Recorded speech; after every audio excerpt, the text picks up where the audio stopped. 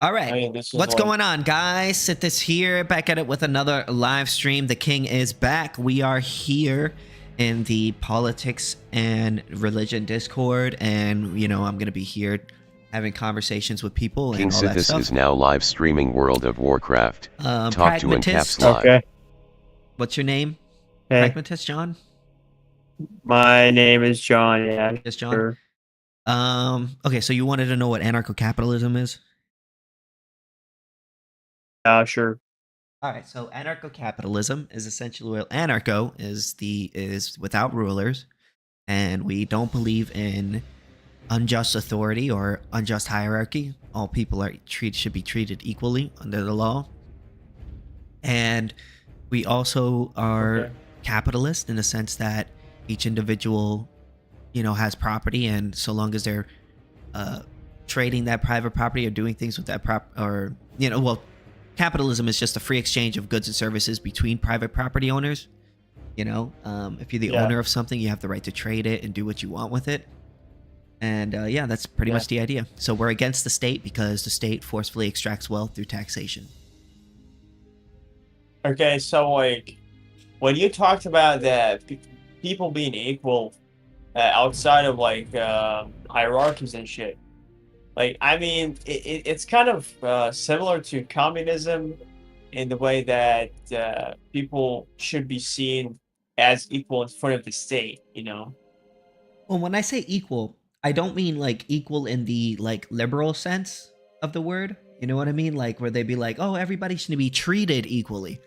Well, I believe Yeah. that people should be treated equally under the legal system in sense that everybody should have the law applied to them equally. You know what I'm saying? So, Yeah. for Yeah. instance, I wouldn't Yeah. want to like say, oh, like for instance, under the non-aggression principle is what we believe in. The non-aggression principle will apply to every person equally, right? So, if any person commits an aggression, doesn't matter their race, color, class, whatever, it's an aggression. So that's got it, kind of what Yeah. I mean. Yeah. But I really don't know about a lot about the communist literature on that, but it's still kind of like, well, the whole idea of communism is to simply let the people forget about their differences. For example, in religion and whatever, forget about their class differences, Mhm. and be kind of like practically equal. But the problem is the major weakness in communism that I see is the leadership like paradigm. You don't have a structural way to choose the optimal leader. Okay, that's why a lot of communist leaders were actually uh, tyrants, and they killed a lot of people, and they were really terrible people. Well, good thing I'm not I'm Um, not a communist. I'm yeah, not. yeah, yeah, yeah. Yeah, I'm a private Yeah, property anarchist, and we are against the yeah, state, but we yeah. believe in private property. That's the thing that kind of sets us apart from your average communist. They don't so, support private so property. okay. So you are against the state as the government. You're against the government. Well, I'm against the state. If somebody wants to govern their own property, that's fine. The state, how I Well, define a like, state, okay, is a legitimized criminal okay, organization who has a monopoly on force over a given area. okay. So this monopoly of force could be represented in terms of the military, the police, special forces and shit. Do you mean that? Well, they're part of the, the The, excuse me, the government? the government. No, yeah, Yeah, they're part of the part of. state, yeah. But we Okay, okay. believe that all not necessarily to get rid of protection, because I'm sure we all agree that we all need protection, and we all need roads and law and order, courts, things like that, justice. Yeah, But the difference between yeah. anarcho-capitalists and your average person is that we don't believe that the state should be the one to be providing those services. We believe that those services, like all other services in the free market, like your PlayStation, your Xbox, your car, your airplanes, things, all these other things that are provided on a free market, right? We believe that all the protection, roads, and all the other things that the state provides can be provided under competition in a free market. Okay. So let me get this straight. So, like, if we were to narrow this down to a certain, like, a single example, let's say the police. Okay, you're against the police to be monopolized by the government alone. Mm-hmm. Would you advocate for private police? Yes. Like, so what will most likely Okay. happen is there would be like insurance companies that would insure your property against damages from another person. And let's say there is somebody's attacking you or something, they would probably have like some direct call line that you could call, that they would have private security officers or private police officers there to call to show up if you need some help, or they could press a, you could have like a life alert button or something like that could help you too. So it'll work similar to how we have it now. The only difference is that it would be provided in a private way as opposed to a public way. So okay. So what if, like, okay, what if then, okay, you don't have a constitution? Do you believe in the Constitution as a construct? Well, our Constitution, I guess you could say, would be the non-aggression principle. That's what our Constitution. Okay, the non-aggression. That's it. Nothing else. Well, nobody has the right to initiate conflicts against innocent people and their property. That's it. Okay. That's simple. Okay. So what do you do when people commit crimes? Like, how do you go about the court process? Like, is it also It would be done privately. So the privately? insurance companies, if somebody attacks you, the insurance companies will summon that person to say, hey, we need to go to court. And if, they can either show up or not show up, and the court case will happen. And if they don't show up and show their case, then, it's not going to look good for them. Or their private insurance company could basically send somebody to represent them on their behalf. It can work very similar. Okay, so in your anarcho-capitalist world, the insurance companies are going to be the most important companies of all time. Yeah. Not necessarily. I mean, they would be very important, but I'm not sure they would be the most important. They would do a lot of things. They would do a lot of things that the state does now. Yeah, if they control the police, if they control the court, if they control those things, then yeah, they have a lot of power. Well, there would be, it wouldn't just be one company. It would be multiple competing firms. Whereas, as opposed to being, so like, how there's like Geico and, all these other, I forgot, I can't name another insurance company, but, there's multiple insurance companies in the same area, right? Yeah. And you don't have to subscribe to all of them, or you could subscribe to either one at a time, right? Or you could choose the one that you think is best for your situation, and it'll work the same way. Yeah, I understand. Yeah, I understand. Mm-hmm. And if one of them does something fishy, like doesn't pay back, pay claims, or doesn't show up when people call, other people will see that and say, hey, like, this company's not doing a very good job, and then they'll move to a different insurance company. And that's kind of how... that's kind of a practical checking on their behavior. Mm-hmm. That's nice, but the thing is, okay, so what do you do with the military? Would the military be nationalized? Would that be under a certain authority? Or it would most likely be private militias that would be like there on hand. That if, say, if a country were to, or a state were to try, or a private business were to try to invade, they could just call them and be like, we will pay you this amount of money to protect us. And a lot of these businesses will most likely have signed agreements with each other to back each other up if one of them decides to do something fishy. And that is sort of a way, like kind of like how a lot of countries like if one goes to war with the other one, they'll kind of like back each other up, like the United Nations Union, or something like that. It could work that way. Yeah. Or NATO. Yeah. That's the right word. But you know what? Yeah. Okay. So what about the president? Is there voting? Like, do you vote? Oh, you vote with your dollar. No, there wouldn't be voting in like the traditional sense, like unless there's a private company that wants to do that. But the thing is, you kind of, like I said earlier, you kind of vote for your dollar. If a business isn't doing a really good job, the same way you move your money, your vote from one politician to the other. The same way, like if your phone service isn't really doing very good and there's another one and that's better and at a cheaper service, you just kind of move to the better one. And that competition kind of allows for people to sort of keep these businesses in check, because there's competition. They're more incentivized. Not saying that businesses will never screw up, because businesses are run by human beings and sometimes human beings screw up. But when you have competition, you're more incentivized than otherwise to actually hold up on what you're advertising, because if not, people will see, oh, this guy's not doing a good job, and then they'll move somewhere else. They're more likely to move somewhere else. Whereas if you have a monopoly, it's much less likely, because there is no competition at all. You just with the state. Yeah.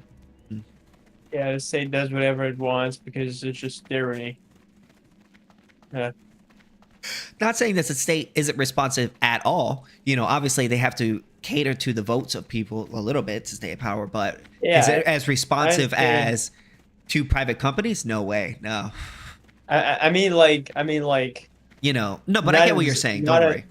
Not at the same level. Like, if you look at what's going on with the military, American military, they don't really care about the priorities of the American citizen. No, they are led by a moron, like a president that's totally moronic, totally.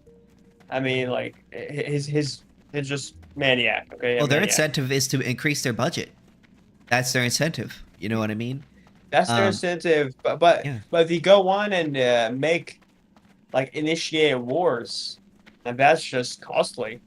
It's costly to us individuals, yeah, but it's not. It's actually good for them, because then they get more funding. See, when it's for an individual like me and you, who is just a normal private citizen, right? It sucks for us, because now we have to pay all this stupid shit. We have to pay gas price, all this stupid gas prices. It's hitting me right now, because I do DoorDash for a living. You know what I mean? But to the people who are running that program, it's good for them, because they're going to get more funding. The more wars that happen, the more funding that the military gets, and then the more happier that they are. It's the police are the same way with the drug war, right? The more that they're tough on the drug war, the more crime that there is in a certain area, the more of a justification that they have to increase that budget. Private schools are the same way. You see schools that are really shitty. What do they say? Oh, well, we're underfunded. We need more money. Whereas if a private business is shitty, people go to the one that's good, and then that one fails. Yeah, sure. But the problem is, I mean, like, it's the inverted priorities of the government. Like, they have to care more about education, more about healthcare, more about those important things, instead of like going on and just initiating wars and killing. I mean, like there was a senator that said a very important thing, and it was so honest. He said, "Well, this government is gonna lower your taxes and kill all of the right people. That's the two things this government is gonna do." Okay. Pretty much. So like, I mean, this guy, his name was like, I don't know, Lindsey Graham. Yeah. This dude is just so honest. Was so honest in that clip. In those two things. I mean, those are crazy two things. Like, what? But that's what they normally do. That's what they go there. They try to do, at least. That's what that's what they say they're going to do to get in power. Pretty much. I mean, like, when they get into power, they never really lower taxes. They never really, they never stop the spending. I mean, like number two after lowering your taxes is not, for example, improving the education, is not giving you better healthcare. No, it's killing all of the right people. Like just killing. Like It this shows you is where their nuts, man. priorities are, huh? Yeah, this is insane. Like especially that Trump campaign. He simply campaigned on, like being the peace president. But no more wars, huh? Remember? Yeah, No sure. new wars, he said, actually. No new No new wars. wars. Yeah. Bunch of nonsense, This huh? was this was nonsense, dude. And he went back on every oh, excuse me. Hogan. um, sorry. He went back on every promise he made. Pretty much all of them. That's a shame, man. It's a real shame. Yeah. The Republicans could have been so much better, but they chose Like like I don't think that Kamala Harris would have done all those bad things. I don't know. I can't. I guess I can't know what she would have done. She never got elected. Yeah. I mean, we can maybe hint, maybe, but Yeah, circumstances always change. I do believe most people are gonna vote Democrat next election. I feel like it tends to flip flop whenever one person's in power. They come into power, they do a really bad job, and then next time around they be like, oh, maybe these guys will do better, and then they go to the next side, and then they be like, oh, well, Yeah. they get into power, and then they do a really bad job, and they're like, oh my god, we really hate this guy, I just really hate this president. I think this guy next time in power, let's get to the Republicans in power this time. Maybe this time it'll be better. Oh, and then the Republicans get into power, and then they fuck everything up. It's like a never-ending cycle of misery and hate and. This is weird, dude. This is like bizarre.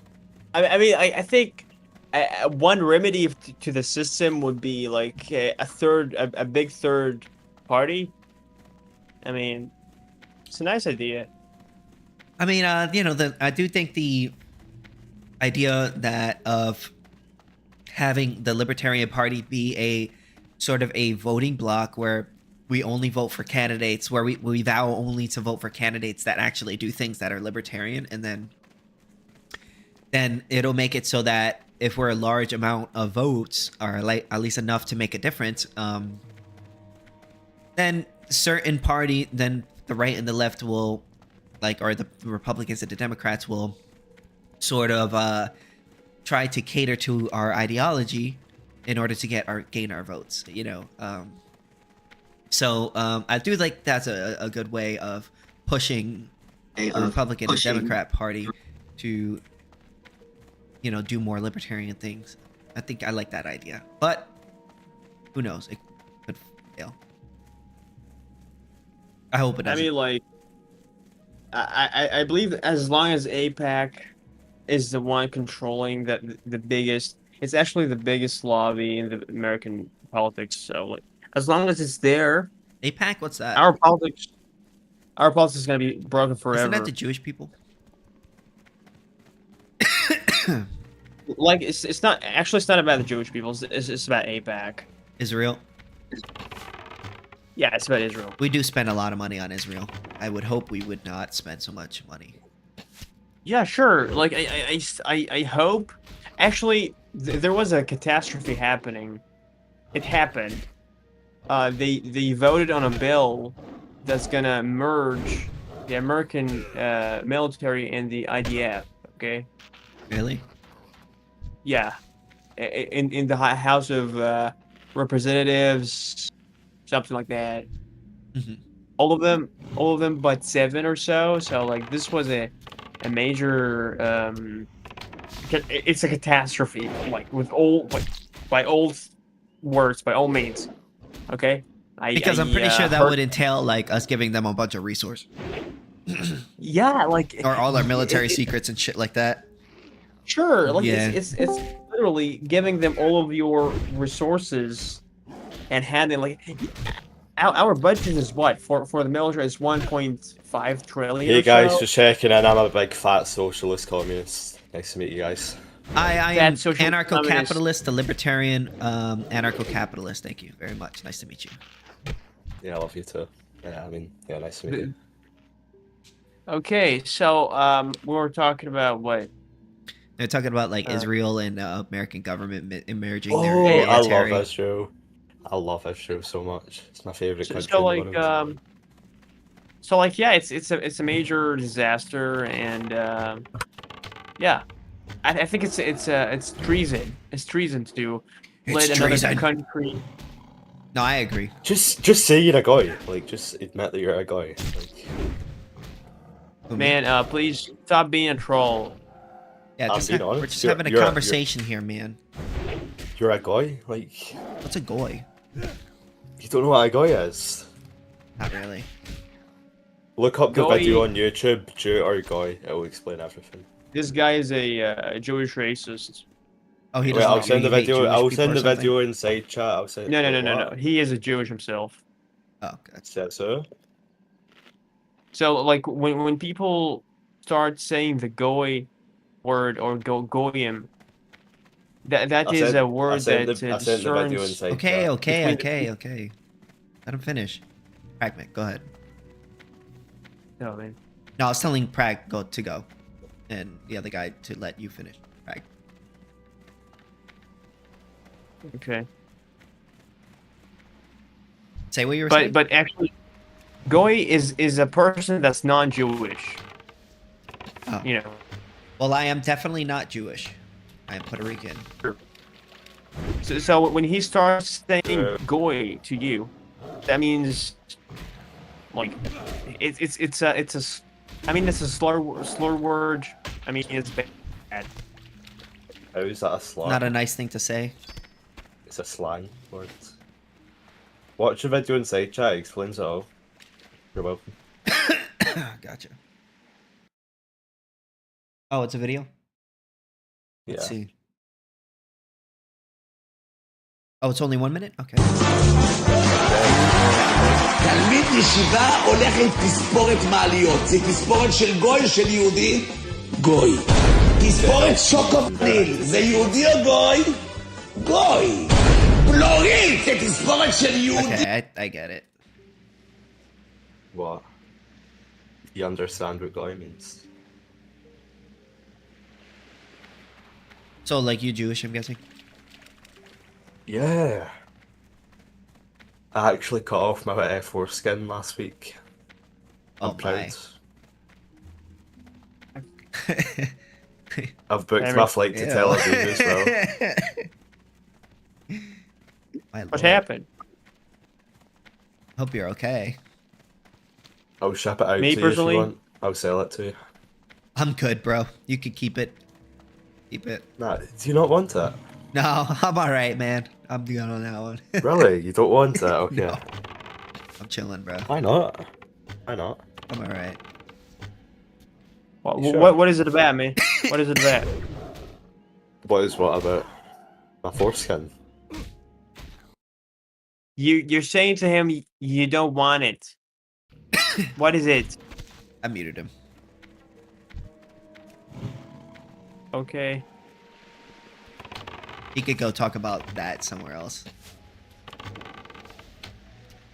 He was doing what? Exactly. Talking about foreskin. No. The troll.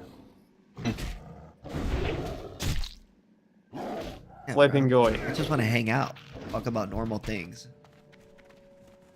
Okay, he's probably interested in the racial disposition of people. I don't really care about race, bro.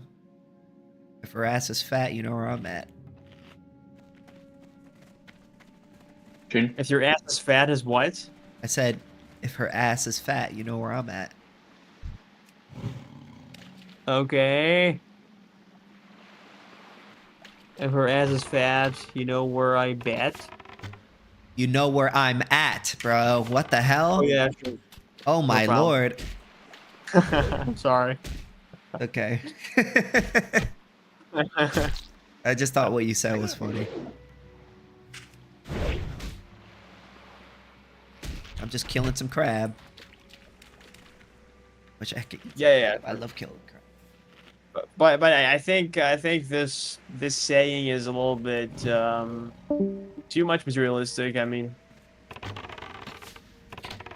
I don't give a shit if she's white or black. If her ass is fat, you know where I'm at. okay. Know what I'm saying? It tells a lot about also like horniness, being horny, or whatever. I don't know. Well, I'm a bit of a dirty dog. No problem. So I don't judge. Just keep it safe, man. Keep it safe. Don't worry. I'm not gonna get anyone pregnant. Hopefully. Yeah. Hopefully. And no STDs, ideally. Yeah. That's just the danger, You never know what anyone has, That's the problem. That's the problem with like sleeping around. And women. I mean, like not all women sleep around, and that's just a matter of fact. No. Yeah, sure. And yep. Like I mean, this topic is a little bit Red pilled. not so the best for me because I didn't have a lot of experience. How old So are you? like, I'm 21. Wait, are you a virgin? Yep. That's okay, bro. You'll get there. Yeah. But I mean, yeah, sure. Well, like, hopefully no. Hopefully no. You don't want to go for it? Hopefully no. I mean, hopefully enough. Oh, hopefully enough. Sorry, I got you said hopefully no. Yeah, not no. Of course not. No. Well, no. Just gotta get yourself out there, Gotta get on those dating apps, I guess it's gonna happen with that dating apps. Like dating apps to me, they sound contrived. They feel bad. They're just not so. The issue is that's kind of like how a lot of people meet nowadays. It kind of sucks, I mean, like I'm still at college. I could find something. Oh, you're in college? Oh, you're in your prime years, bro. You'll be all right. And you're not old. I'm not. Hopefully not old. Not too old. You're only 21. You got a lot of years ahead of you. Got time to self-improve and do the things that you need to do. Yeah. Are you older? Yeah, I'm 29. Okay. I may not sound it, but I am. You sound like 18, dude. You don't sound 29. No, I am 29. Yeah. I know I do sound younger, but I am not. I'm 29. I wish I was. Yeah. I wish I was 21 again. This point is actually so interesting because I watched this film. It's called The Curious Case of Benjamin Button. Yeah, I watched it. Yeah, that's an interesting movie where he ages backwards. And yeah, things were so inverted and it was so like weird. But the thing is, all the people around him were seeing him like grow younger, and they were growing older, and this contrast, it felt to them like it's way worse because there was someone that's going like against what's normal, going against the flow, really. But so this idea of growing older and going younger, to me personally, I don't have no problem with growing older because I just accept the fact that I grow older. I'm a human being. Sometime at some point I'm gonna die. It's just nature of life, and it's curious to me.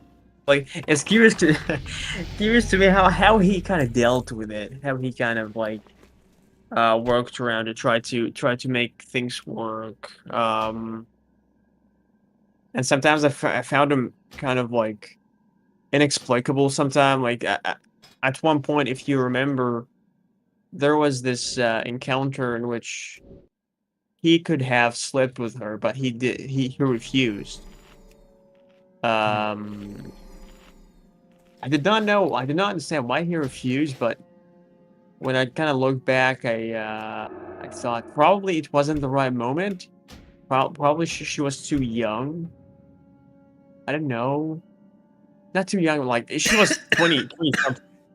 Excuse me. 20 something. So Mhm. no problem, man. It's okay. Like I wouldn't. I understand what when people like say sorry for coughing, but it's Coughing. fine, man. Yeah, I'm smoking some Cough. herb. Oh no. Yeah, you had some coughs, yeah.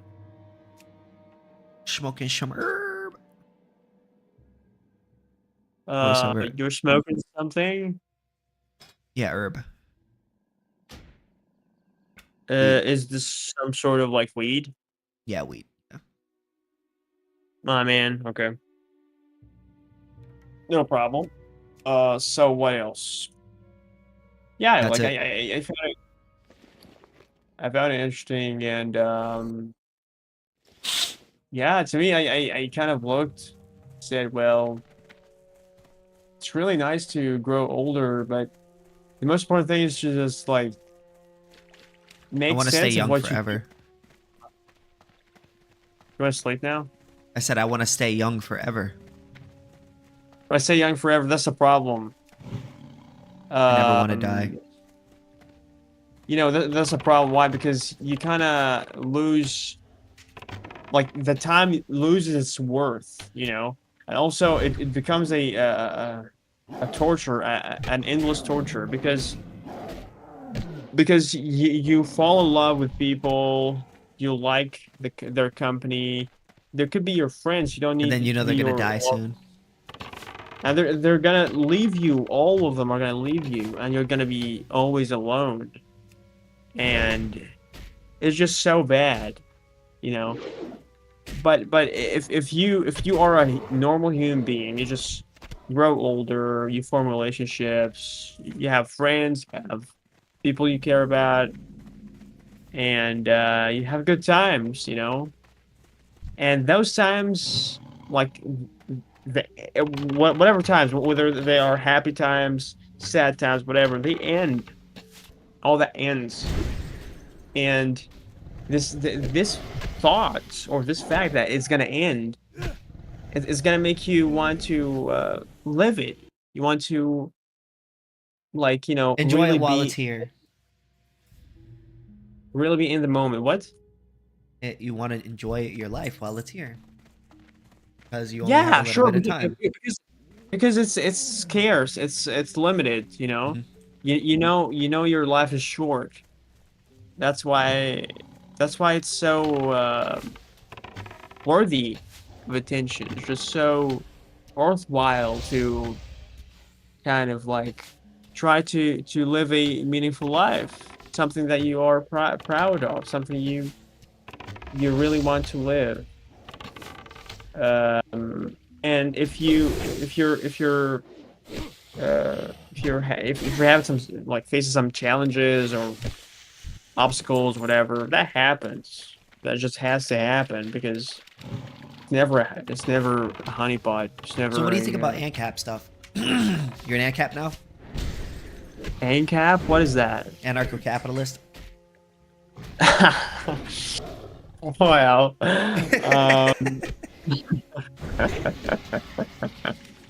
well, Join us!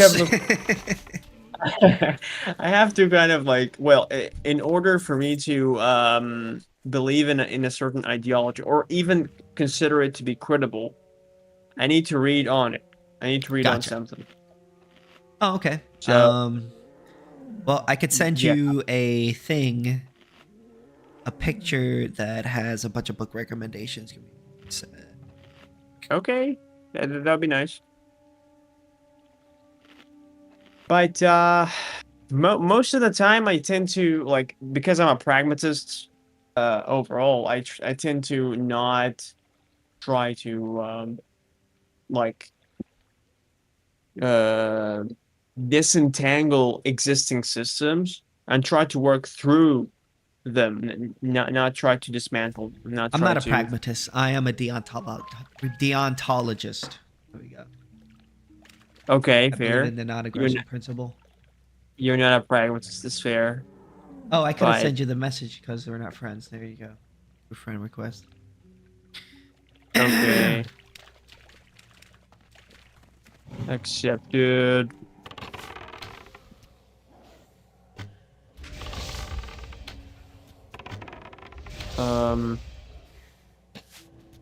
AnCap Libertarian, famous. Are you a famous YouTuber? Hell yeah, bro. I'm on YouTube right now. How many YouTube channels? I How have many no- YouTube? How many subscribers? 1,000. 1,000. That's fair. That's great. Yeah, bro. Super famous. Statism critics, ethics and law. Interesting. These are all good books to read. Statism. What is statism? Statism. Statism. Yeah.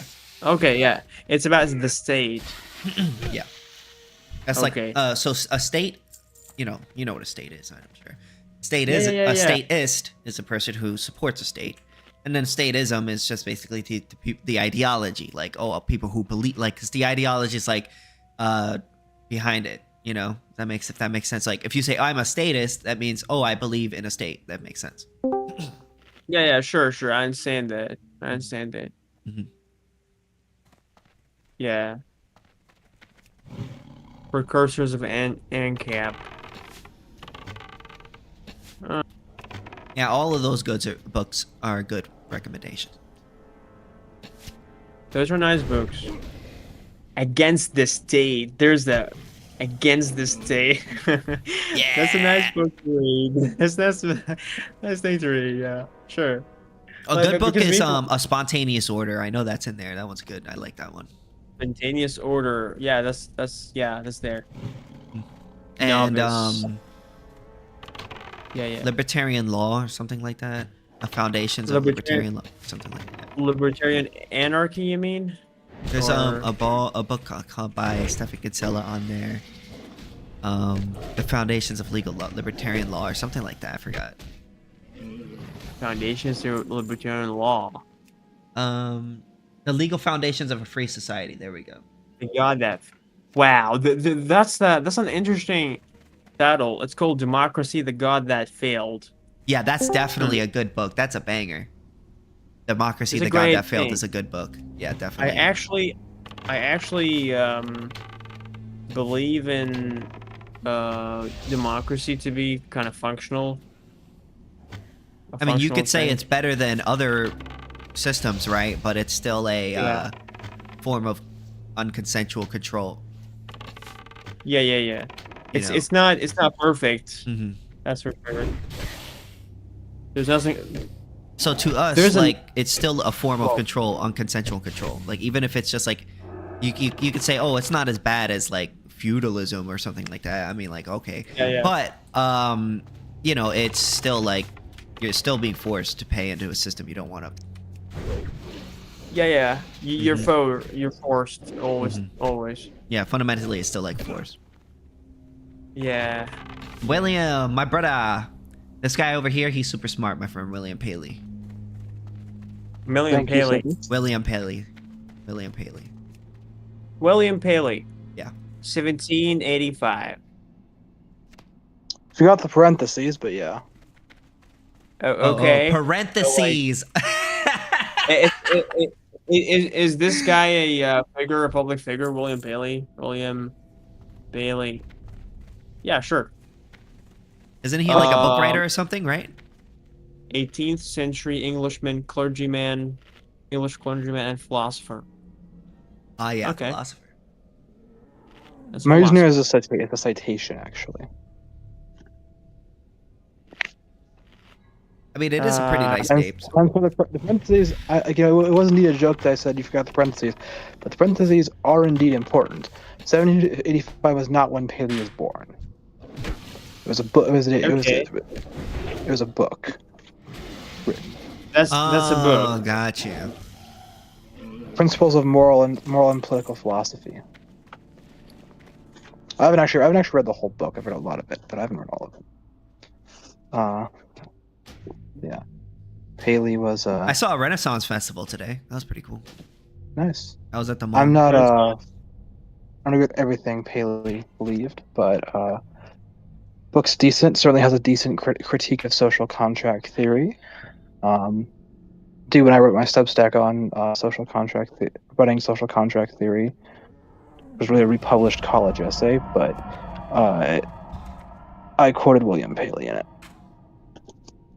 Okay. Are you guys like actually 3 AnCaps? Well, I'm an No. AnCap. Yeah, no. I'm not an AnCap, I'm a pragmatist. A what? He's a pragmatist. Pragmatist. No. Is it like a political pragmatist? Yeah, I'm a political pragmatist. Like, I just look at what's the functional system that's currently in charge of a certain country, and try to work around it. I don't try to dismantle it. Okay. And what is Mr. William Paley? Classical liberal, He's a William classical Paley. liberal. Okay. I think. I'm liberal. What is- I'm the AnCap. AnCap, are you do you just like are you just like interested in this for like the philosophy of it and like what the most moral way you ought run a society, or is this like an actual political project that you're trying to enact in the world and you think has a chance of being successful? I guess you could say all 3. Okay.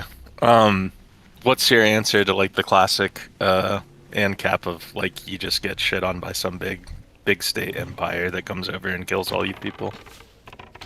Well, I'm not saying it's impossible. Obviously, anything can happen, right?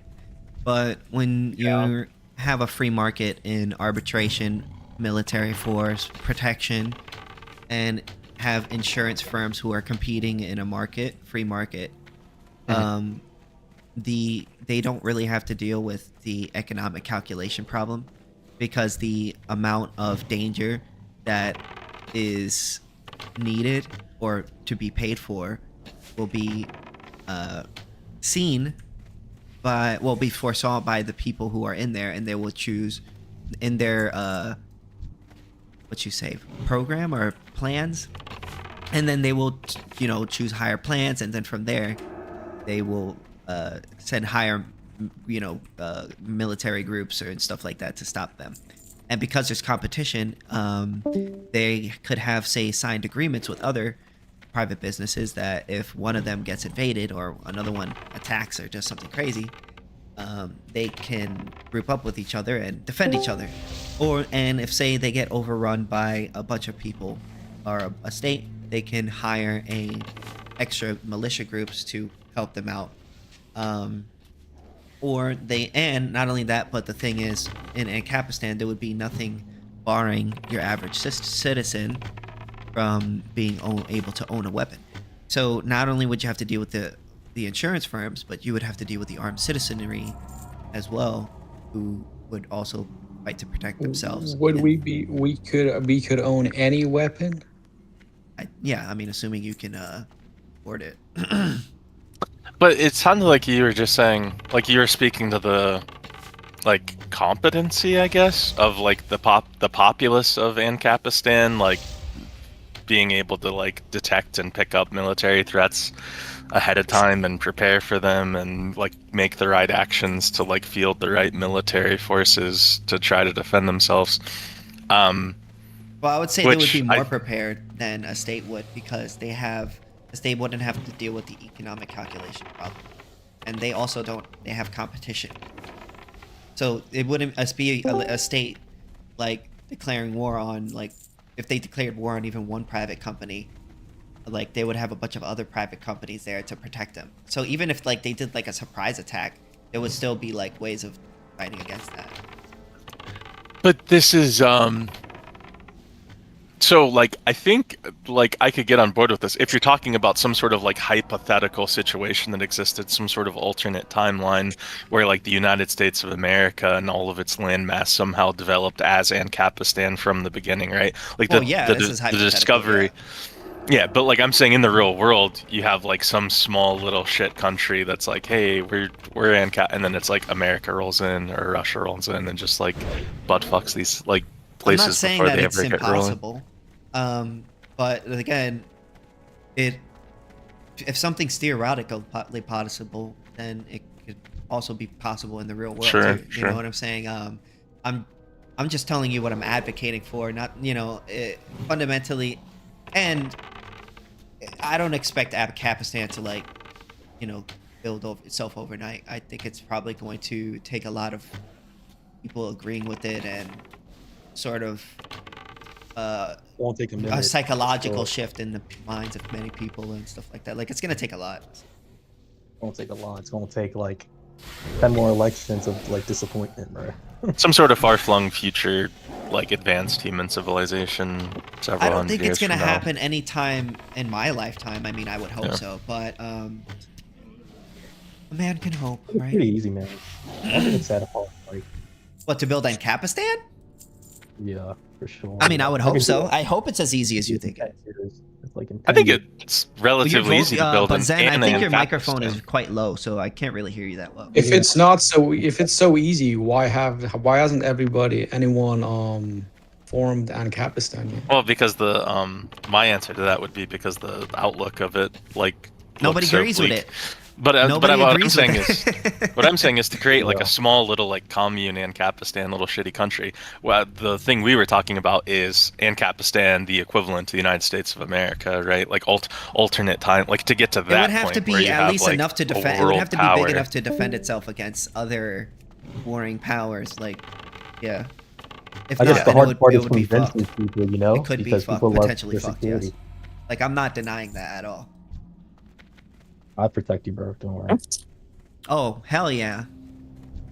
Why does this like future Earth population of humans that are enlightened go, why are they drawn towards AnCapistan over like socialism? They love freedom. Because freedom's great, man. Freedom's dope. Allowing people to do what they want without harming other people. What more could you want? Trading safety and sloth for freedom, like I think is a pretty big like historical thing, right? You could do that without aggression. You could pay private insurance to protect you. There are so many ways of getting protection. No, sure, but it's like I'm saying the average like plebeian populist person is like they don't want to be an adult and make all these decisions. They just want to like turn over all of that decision making to like the it doesn't whoever. need to be a state though, right? Like it could be like a lot of people turn over their I wouldn't say rights, but their some freedoms, right? Like in the sense of like like you allow Apple, right, to have access to a lot of your information, right, in exchange for the services that they give you, right?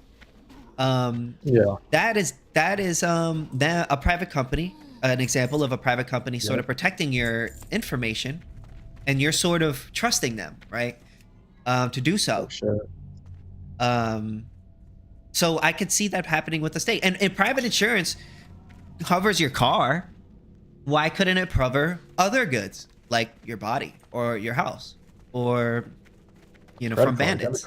But I think we're moving in the direction of like the what is it called, the USDA or the FDA, like who's like the food safety people, right? It's like you can imagine some sort of like private system for that, but it's like I think a lot of people are just crediting like agencies. Yeah. I'm saying you can't imagine. It's easy enough to imagine those things, but it's like people would rather just be like, let the government do this. It's like No, outsourcing well, responsibility. we don't need to do that. We don't need to think that way. That's what I'm saying. We don't need. No, you don't. To You think don't that need way. to. But I'm saying We you don't don't need ask to be you this way. It doesn't need to be this way. I'm going to ask you a practical question. What is your actual realistic strategy of implementing this in the real world? Right now, What's it we gotta start my only Are you strategy right now is strategizing? just trying to. Right now, my strategy is to spread the message as much as I can, and then. Bro, I mean, what can you actually do? I mean, that's not really going to suffice, though. Not yet. it's not going to I mean, suffice. I mean, like, it's a good start. You got to start somewhere, right? Socialism and democracy and all these other he ideologies. said he doesn't expect it to happen in his lifetime, right? This is like You know, I'm gonna make it, it happen didn't in come the out fight. overnight. People had to sort of be convinced by it. at this point, it seems more like some sort of like mental playground of like toying around with like what is the superior form of government and imagining the intricacies of what that might look like, and then hoping for it in the far distant future. It's like a fun I'm thought so sorry. I experiment, didn't expect seemingly. myself to be able to like snap my fingers and make AnCapistan happen in my backyard. Then AnCap is false. Then. No. So every I'm ideology joking. that I'm joking. I'm I obviously was joking. about to say. I'm joking. I'm obviously joking. Yeah, which is Oh, yeah. which is Your ideology I'm sorry, is I'm false 'cause laughing, You I'm can't make laughing, it happen you're with a good. snap. Debunk. which that's all understandable, but that's why I was asking what I thought was the interesting question, which is, if this is some sort of far-flung future, like utopian thing, like to some extent utopian, then it's like, I don't think it's utopian. why would humanity go to that rather than going to like communism, I guess? And then he said like freedom, and then my retort to that was people seem to be willing to like trade or offload responsibility and just like Okay. get like safety or get taken care of. Yeah, but it could be done Yeah. privately. Yeah. What we're Getting saying taken is care all of of the could be done things. privately. Yes. You ever heard of a mutual aid society? A You ever heard of a mutual covenant aid community? society. You ever heard of a HOA? Yeah, but those are all things like you're neglecting the important thing there is that the individual is responsible for like searching out all these things and like That's how determining it which. should be. Yeah, but that's the very thing I'm attacking, right? Is I'm saying that decision it should is a be. decision that people seem to be reluctant to make, and they're just like, I don't want to think about these things here. Government, just do it for me. Do what for you? What can the government do Like for anything you and that the everything. that the private company can't do? It's The not that they same. can't. It's not that they can't do it. It's that they don't want to like be responsible for it. They don't want to like look into it. They don't want to like research which of these firms should I go with for Well, that's this. why you and- look at ratings. Yeah, all right. That's fine. Yeah, you just look at you don't need to be an expert on anything. You just look at oh, look, this has 5 stars. Everybody's rating is really high, so maybe, this is a good thing. That's what I do. For real.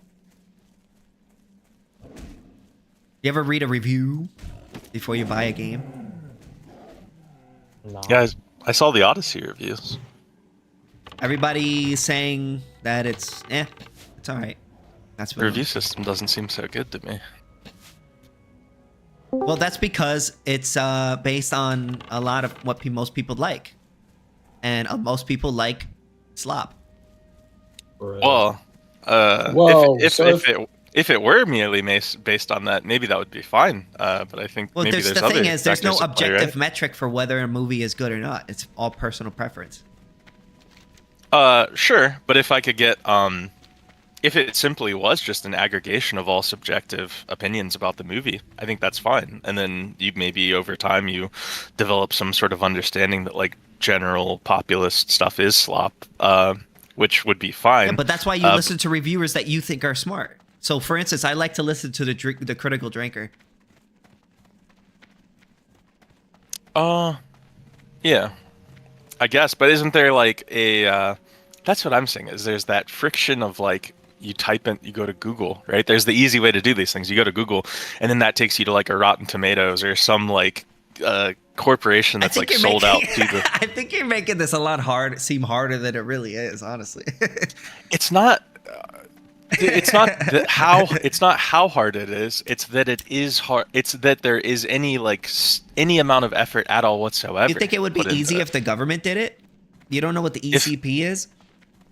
So I'm saying the ideal situations. If you have these ideal situations where like Because if we're affording you, if we're granting you everything to give you like the Ancapistan as you dream of it, right, to where it's the perfect Ancapistan, you have to grant the opposite party their perfect instantiation of like the communist like utopia, right? So it's like, so we have the perfected version of Ancapistan and we have the perfected version of like communism. It's like in communism you're going to be getting the good movie review, but you're not going to have to be bothered to like keep up to date on like which movie review people are like good or bad. Or you don't think that there are going to be different government agencies that are going to people in the government that have different opinions on which movie is good or bad, and that's going to sway what? And you think that also? Do you think that the government has like an objective way of determining whether a movie is good or bad? Isn't that like a subjective thing? Yeah, I agreed that it was a subjective also, thing. what do you think that the government could do that a private company couldn't do it the same way? Again, you're focusing on the wrong thing. I think that the private company could do everything the government could do. And yeah, but one's voluntary, so let's do the voluntary thing, right? Say again? One is voluntary, so let's do the voluntary thing. Yeah, but that's what you're saying one is voluntary. You're saying like you're talking about the freedom aspect of it, right? And the voluntary. But but you're seeing that as virtuous. I'm saying some people view that as a chore or a burden.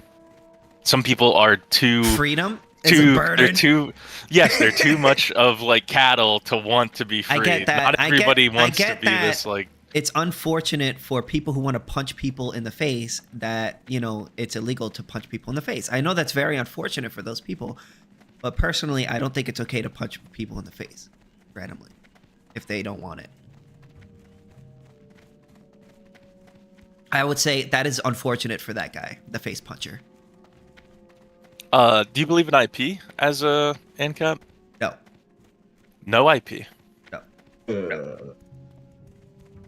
Actually, I have a really good YouTube video on it. It's called "Why Piracy is Not Theft or Illegal." KingSithis, do you have any like global libertarian movement which I could join? It's my Discord server. Join it. Is there any any private things that like say we're in the ANCAP future, so technology's really bustling and we're firing on, and the economy's just going crazy and technological advancements are going crazy because we're in ANCAPistan and we're fucking killing it, right? And then I create this like little brain zapper. It's like a scanner gun at like a grocery store, right? And I can just walk over and like scan somebody's brain and it like reads every little atom inside their head and I can like extract their thoughts and their secrets. Do you have like a problem with that? Morally? I mean, theoretically, no, because if assuming like that you don't even own your own thoughts, violate the consent of that person in gathering that information. I mean, well, assumably it's like a secret, right? They have a secret that they're keeping. They're choosing to keep. Let's from other assume people. that you're not, I guess, violating, for the sake of the argument, you're not violating the person's consent. Then I mean, technically no, because I mean that's just information. Well, hold on. What do you mean by we have to dig into what do you mean by violating the consent? Forcing them to zap, forcing them down and zapping them. No, they're just out. They're just out at like in public, and you just happen to be walking by. Are they? I mean, isn't it? I mean, that would depend on whether or not zapping somebody is an initiation of a conflict. I don't know how would.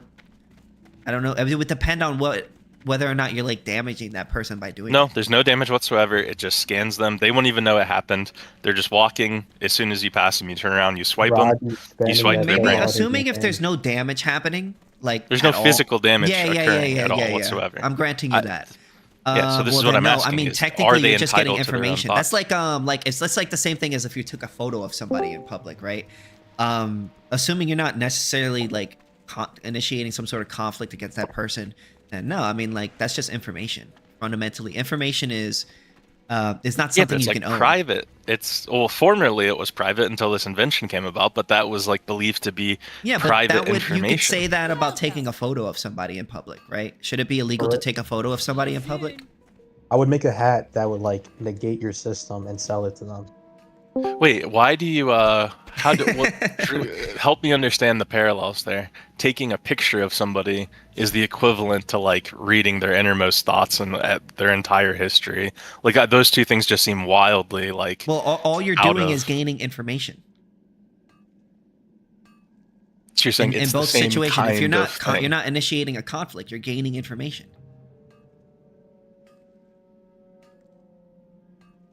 Do you understand what I'm saying or no? Yes, you're gaining information. Like at the very most primitive understanding of like the interaction that is happening here. It's like, Yeah. yes, information is being gained from one party to the other. Yeah. So assuming And you're you're not just- harming that person or initiating a conflict, the same way like if you'd say I snapped a photo of you in public, right? I'm not really like doing anything to you. All I'm doing is like gaining information. Like, Yeah, but then okay, sure. So then you're gaining information, but there can be no instances of gaining information that are wrong. Like, I mean, is it the if you only hold somebody moral? down and zap their head, yeah. Yeah. But is the only KingSithis. moral principle in the universe the non-aggression principle? Yeah. Like, is that the only moral? There's No. nothing It's the beyond that. only legal principle. Moral is different. Like, Yeah. I could I'm think saying you're more. wrong, I'm talking morally. Well, morally? Oh, I was talking legally. Yeah, morally. I'm asking. Well, I could say morally. you're wrong. I could say you're doing something messed up, right? But legally, no, there's no conflict there. I don't see a conflict there. Okay, so you're saying that person could be maybe even.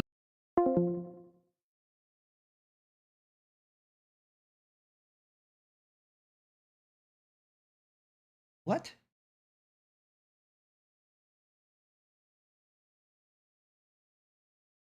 I got. What happened?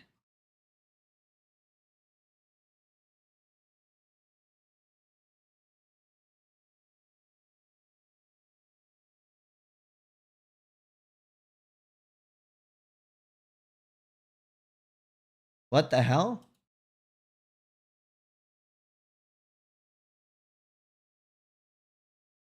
Oh, because I posted my server invite? Are you serious?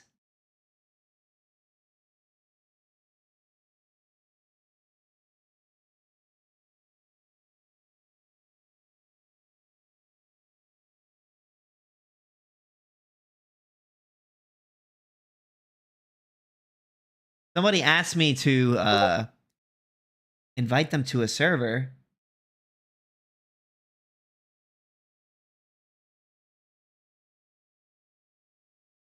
And then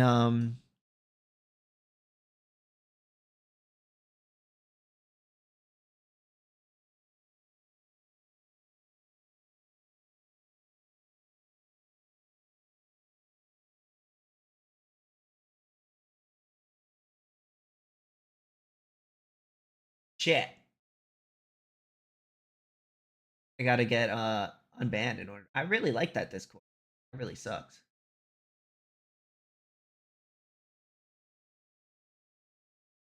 I wonder how long though.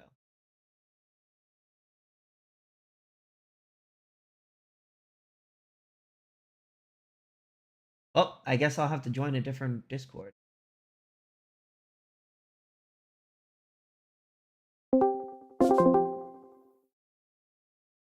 I didn't know I wasn't supposed to do that.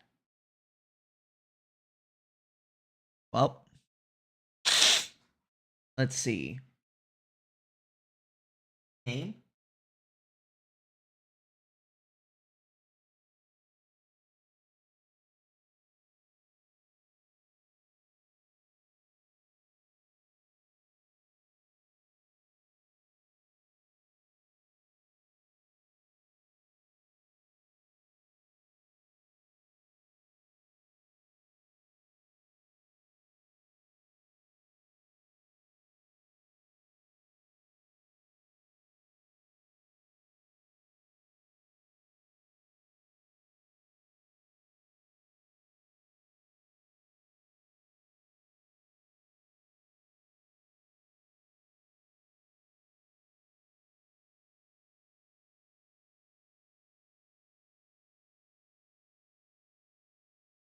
Oops.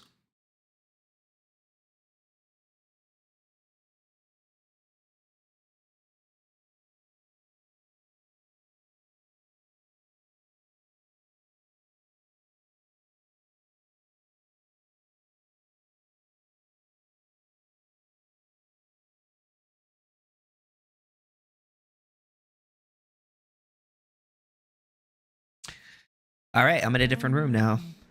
Well, honestly, I don't really have that much time left. So.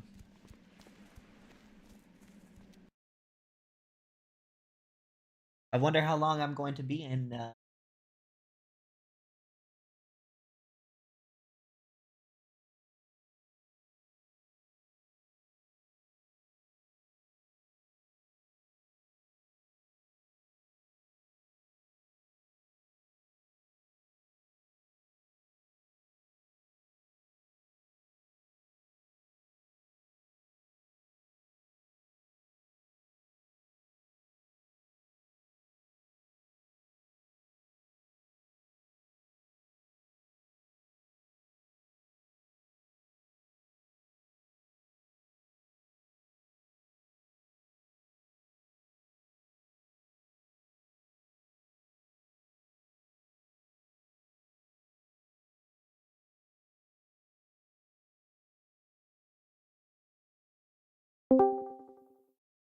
Hello. Sithy boy, what's up? What's up? Nothing much. Just playing some World of Warcraft. Gotcha. You know, I converted all the other people away from cringe and capism. Doggo came over to the light, slowly but surely. He's still an AnCap. He's not. Have you talked to him recently? I mean, did he say he's not an AnCap? I don't know. I was Yeah, talking he's to him not an yesterday. AnCap. He says he's still an AnCap. I mean, not yesterday, but a couple of days ago. Maybe it was supposed to happen really recently. You talked to him a couple days ago, and he said he was still an AnCap. Well, yeah. Well, as far as I remember, He literally said, like AnCap's all retarded now. Like after he started reading Real Philosophy, this is what he said. Maybe you should ask him about it, but he said all the arguments are retarded now. Well, that doesn't mean he doesn't agree with the non-aggression principle. I think he thinks the non-aggression principle is retarded too. You can ask him about it. I mean, maybe I'm wrong. I don't know.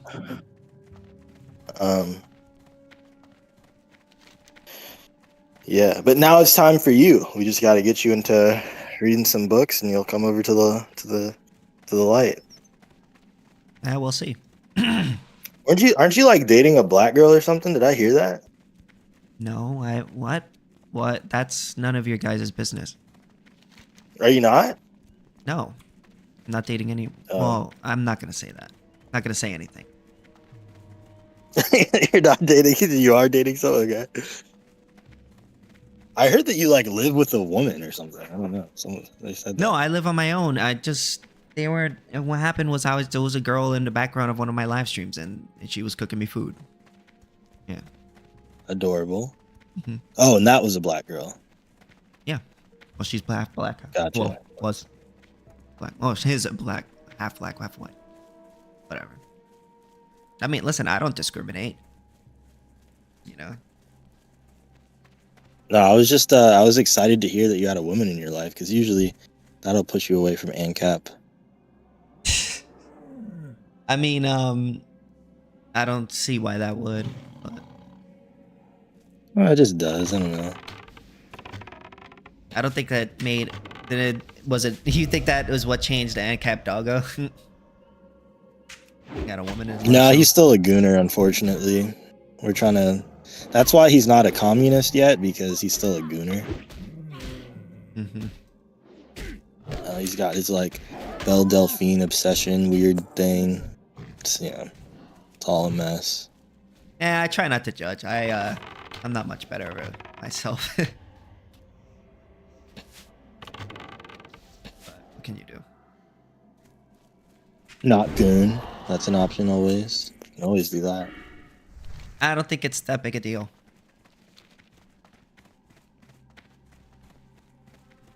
But I also think prostitution should be legal too, so. Yeah.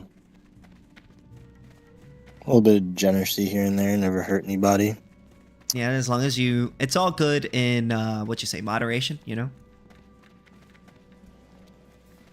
Maybe. Well, maybe not everything, but, a lot of things.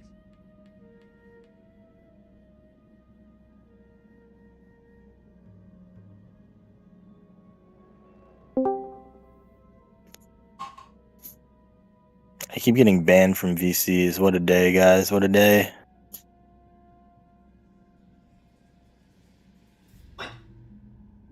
Oh, I was having a really nice conversation before with somebody about IP, and then I guess when I was in the politics and religion Discord, somebody asked me to post my Discord, and then I posted it in a side link, and then I got banned for a little while because I did that, and I didn't know it was against the rules. Yeah, you can't do that. That's poaching. You can like DM them, but you can't post it. Yeah, guess I won't do that again. Yeah. Oops.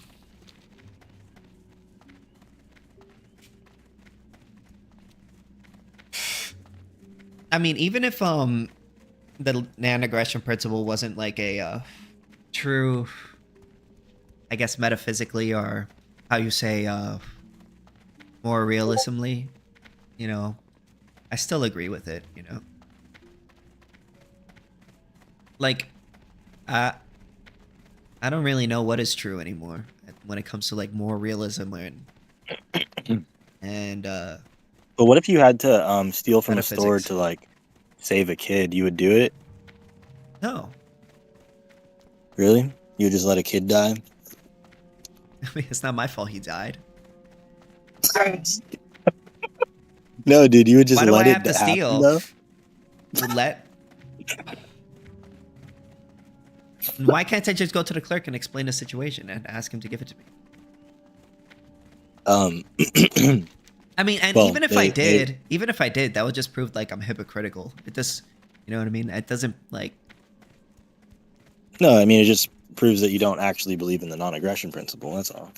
Yeah, but I do agree with the non-aggression principle. I would hope, you know, that I would not go against my principle. But you would let a kid die rather than steal to save the kid. Yeah, but I could reverse that on you on in crazy situations. So like, let's say like the whole universe is gonna die, unless you let one kid die. You know what I'm saying? Oh, I could just be like, oh, you're gonna let that kid die? It was just like, whoa, it's the whole universe. I know, but this isn't even an insane hypothetical. We could all imagine a scenario that you could actually run into where you need to steal. Like people do this; they steal to save people or to like provide for their family or whatever. And it just makes sense. Why would you not do that? I don't get why you wouldn't. But just because something might be pragmatic to somebody, you know, I don't think that makes it okay to go against your principles. You know, I think fundamentally we should just. I think voluntary cooperation leads us to the best way of living. I don't think we need to steal from each other. Even if it results in kids dying sometimes, that could have been avoided just by stealing. I could dream up of any. I mean, like sometimes in every ideology, right? I could give you a situation where a kid is gonna die, right? Like, yeah, I could. So yeah, like in the end of the day, my position is you should do what you can to save the kid. That's my position. I don't think even it's okay if to it steal. Results in stealing. Okay, I don't think it's right. Okay to steal. Yeah. But that's that ridiculous. I don't think that's that ridiculous. It kind of is. Maybe to you. I just don't think it's okay to steal. steal. I can think of all kinds of scenarios where I would not hesitate to steal. It just seems like I don't know. I just don't like the idea of violating consent of people of unwilling third parties. Like that person whom it was being stolen from had nothing to do with that. Like, why does he deserve to get his stuff taken? Like, that's not fair. Oh. What does fairness have? Why would you care if it's fair? I mean, it isn't even about fair. It's just unjust from my standpoint. Well, yeah, to like me, I do think it's unfair, but it's unjust to steal from unwilling third parties. You feel like it's unfair. Like for example, let's imagine this. Imagine you're at Walmart and you need to, grab something. Like there's a kid starving. Actually, let's do this scenario, right? There's like this Walmart is actually like closed. All the registers are closed, right? But you see an opportunity with like the door open to run in there. There's a kid that purportedly has like a low blood sugar and they're going to like die if you can't do something. Would you run into the Walmart, grab them something to help bring up their blood sugar before they die? Like a 7-year-old, I don't know. No, because like that would go against my principles. Fundamentally, I would try to find a non-aggressive way of dealing with that situation. If I have a situation in front of me and, you know, I'm going to try to go the non-aggressive route because, you know, why does the people who own that store deserve to have stuff taken from them? You know, I don't think that's right to force something upon somebody else for a situation that has nothing to do with them.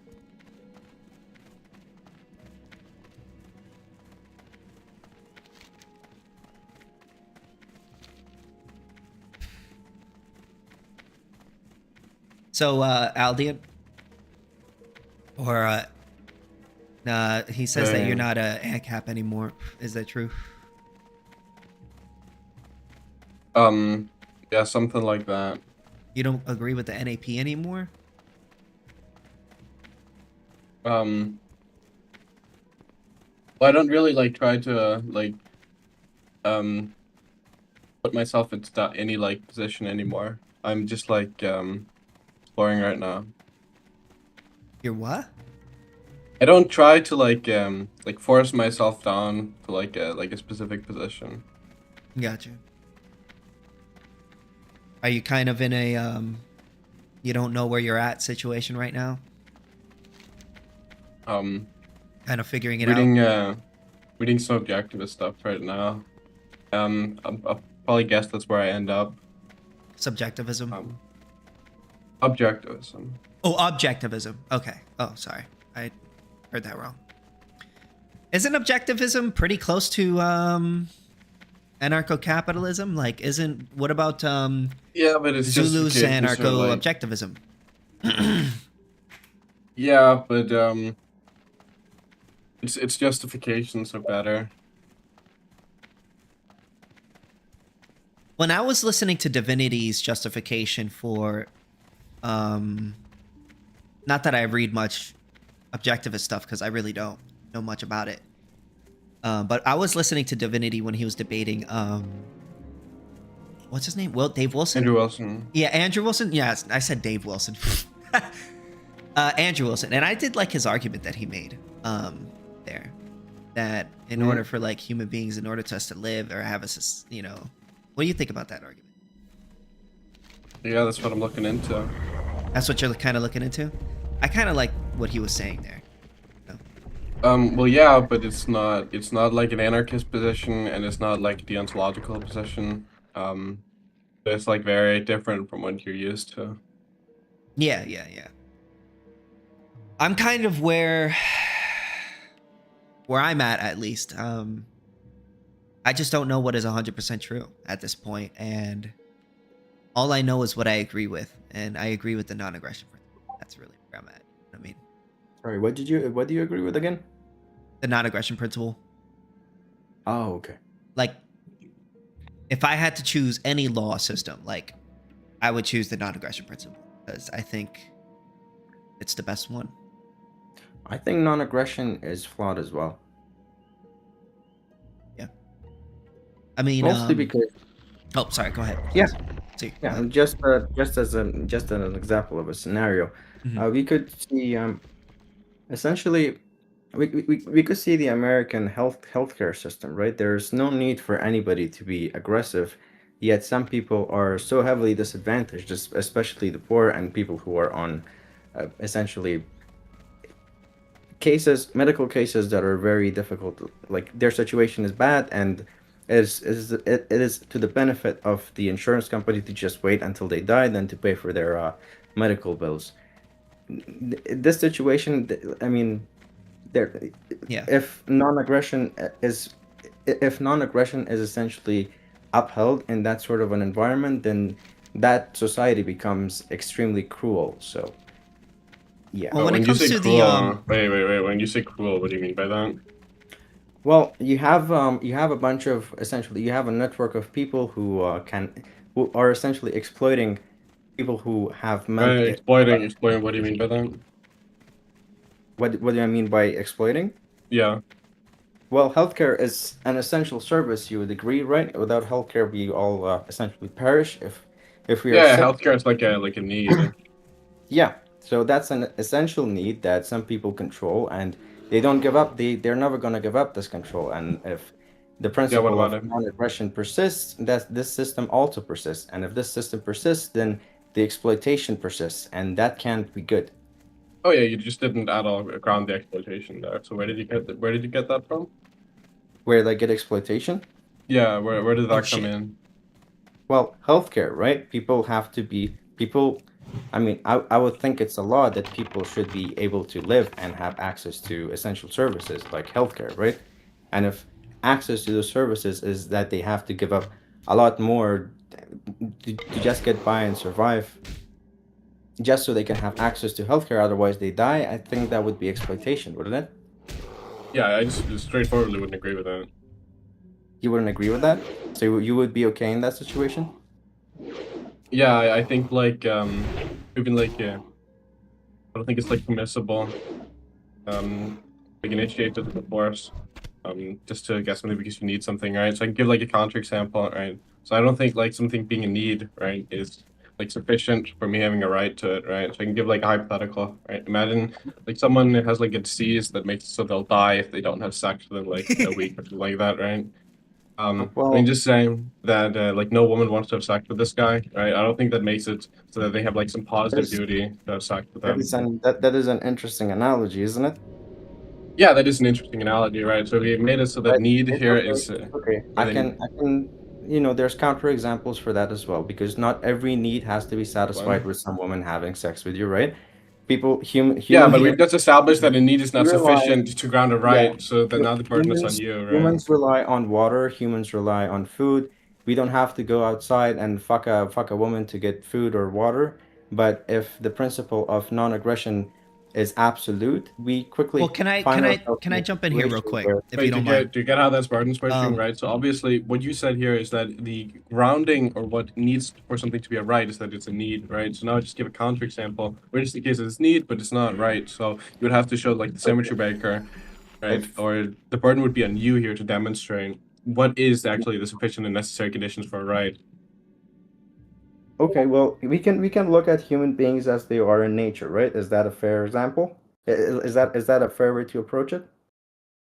In Like regards a to free one. human being, like a random free human beings in nature, like nothing else except nature and this random human being, which obviously evolved like other animals. And I would assume a human has a right to exist, because if you disagree with the fact that, well, if you disagree with the notion that a human has a right to exist, then we can cut this conversation right No, here. I think you have a right to life, liberty, and pursuit of happiness. Okay, you agree that humans have a right to life, right? Okay. Now that Yeah, we've but life is established a that, negative, right? how if a human being has a right to life, wouldn't that necessitate that human being has a right to the basic necessities to maintain No, I their don't life, think like that follows, right? water, Because like I think the air, right to like life is a negative right, right? So I think a right is a moral principle that sanctions and defines man's freedom of action in okay, a well, social context, right? how do you justify having this moral principle when you can't say that it's necessary for a human being to have free access to food, water, and essentially air, even? Because I think a right is something that sanctions and defines that sanctions and defines man's freedom of action in a social context, right? So it's something that grounds what actions he can do in a social context, right? It's not that I get something from someone else. I think that's going to be a positive right, and I think life is Okay. fundamentally a negative right. Okay, so I essentially, have another way if of we were, explaining this, if you guys don't mind. oh, So, what's the main reason why you think that a person is owed, say, food or healthcare or something like that? What is the main reason? Is it because they're gonna I die don't think a if they human don't get it? is owed. I don't think a human is owed food, but I do think a human is owed an opportunity to get food. Yeah, I know, but why do you think they're owed that? Is because otherwise they would die? What's I the main mean, you reason? said that it is well, I would agree that it's the right of a human being to live, and No, that's not therefore what I if it is, asked you. I said, is the reason why because if they would what is the reason why they are owed that thing? Is it because yeah, but if otherwise they I would mean, have died if process they of don't get it? answering that question, right? Yeah. So you agree that humans have that a human being has a right to live, right? That's not No, I don't negotiable. agree with that, but I'm asking you. Okay, well, if you don't agree Listen, with you're that, not then listening there's to the question. Listen to the question that I'm asking you, there is no please. need to a discussion if you disagree with the No. notion that a Listen human to the has a right question to that live. I'm asking. Listen to the question that I'm asking you. Okay. Okay. Why is it that these people need a right to healthcare? Is it because they're gonna die if they don't get it? Can I ask a counter question to that? Nope. Answer my question. Well, I'm not going to answer your question. Then. All right, then get the fuck out of here. Why the fuck are you in here, dumbass? Nigga. Get him out. Get the fuck out of here, bro. That's so silly. No, get You the fuck out of you here. deny that a human has a No, right get to the fuck live, out. and then Get the you're fuck here. out. I'll see you later, ask bro. ask me I'll more see you questions. later, Your dude. question Your was- ass is out. Your question is as pointless as your No, as your ass is out. philosophy Get on the fuck out. anarcho-capitalist All right. bullshit. Yeah. Who did? Anyone else? KingSithis, undefeated. Hell yeah. Okay, so what I was going to say is it because they're going to die? And I was going to add on to AnCap Doggo's argument, which was that if it is because they're going to die, then it would have to logically follow that if the reason, if not giving that person that thing is because they're going to die, then it would have to logically follow that if a person is going to die because they don't receive another person's body, then it would mean that must be that you have to give that person their body or let them have sex with you. So you have to kind of ground them on like, oh, what is the main reason why they deserve this thing? Oh, if they don't, they deserve to live. Well, why? If they don't get it, they're gonna die. Well, okay, so we need to steal property to stop people from dying. Okay, well then, that would mean that if a person needs to rape somebody in order to live, then they, yeah, whatever.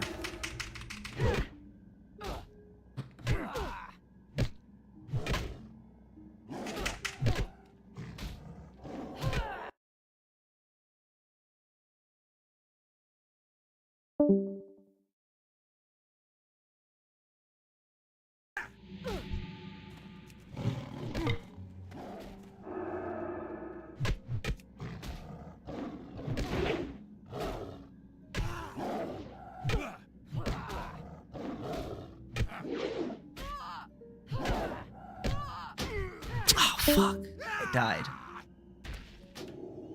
Hate to say. Are you still there? Yeah, I'm still here. I just woke up, like stumbling over my words. No, I get you, bro. And by Me just, I too. mean like literally within less than 5 minutes.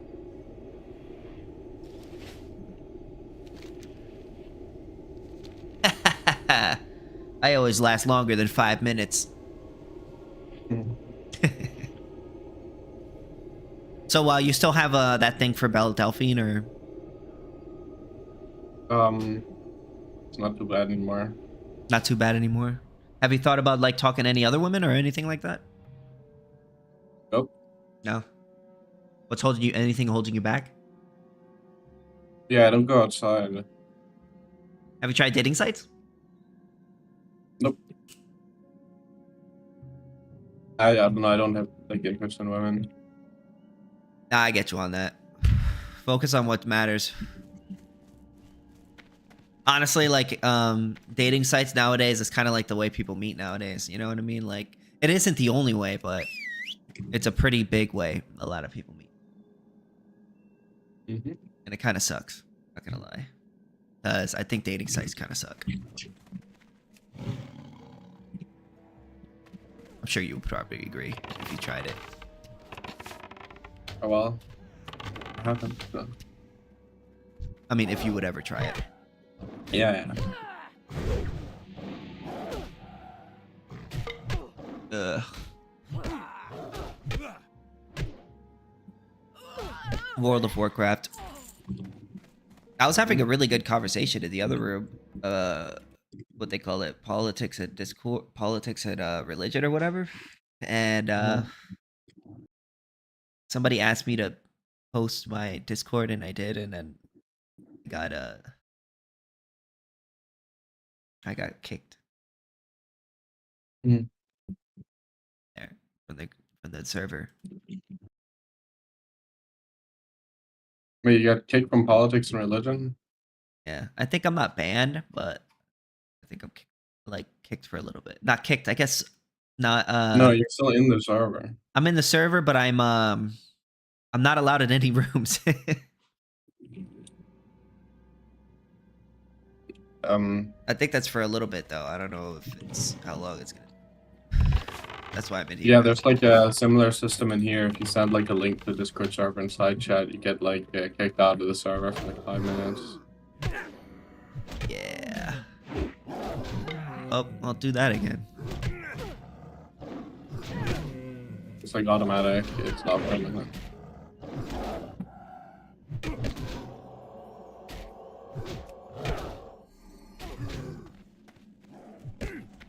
God, I hate governments. I mean, it's the way that you were debating that guy. Kind of sound like you're pretty AnCap. Objectivism. So, what are you reading on objectivism? I'm mostly reading the epistemology right now, and like the history of philosophy stuff. But I'm getting through all of the groundwork of the epistemology before I go to the ethics and the grounding of rights and stuff like that. I've read some of it because I read OPAR, right? But I think that's the way to go. Because I don't think there's like really any way. So much of the ethics rely on the epistemology. Yeah. But I do think like the objectivist theory of government is like probably the best, probably by far the best theory of government that exists. The best theory of government? Yeah. Definitely better than monarchy. Well, yeah, they have like their justification for the state is like the best, but like without a doubt. Mm-hmm. If I could do all the things that the state does without it, through privatization, that's where I'm going. You know, we could lower the state down to nothing. That would be good. Yeah, but you would still have competition in like the use of force, which is like morally problematic. I mean, it would be more evenly like distributed, wouldn't it? Because there's you know. What does it mean for force to be evenly distributed? As in, one group isn't like controlling everything, like in the U.S. Yeah. Yeah. Okay. Yeah.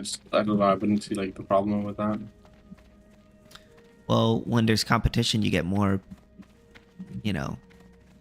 Yeah, but you when can you move have from one place competition to another. Yeah, but the problem is that like forces has like a very unique point, precisely because it's political. It's the use of physical force, right?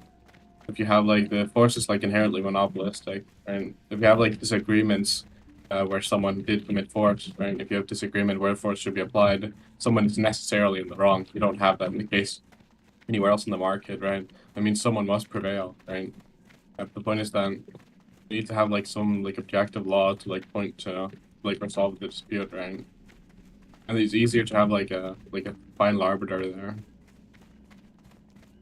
Maybe easier, but I mean, the problem is that if you have like competition and like this, the objectivist argument, right, is that it actually it constitutes menacing, right? Constitutes threatening the initiation of force if you try to compete with a just government, right?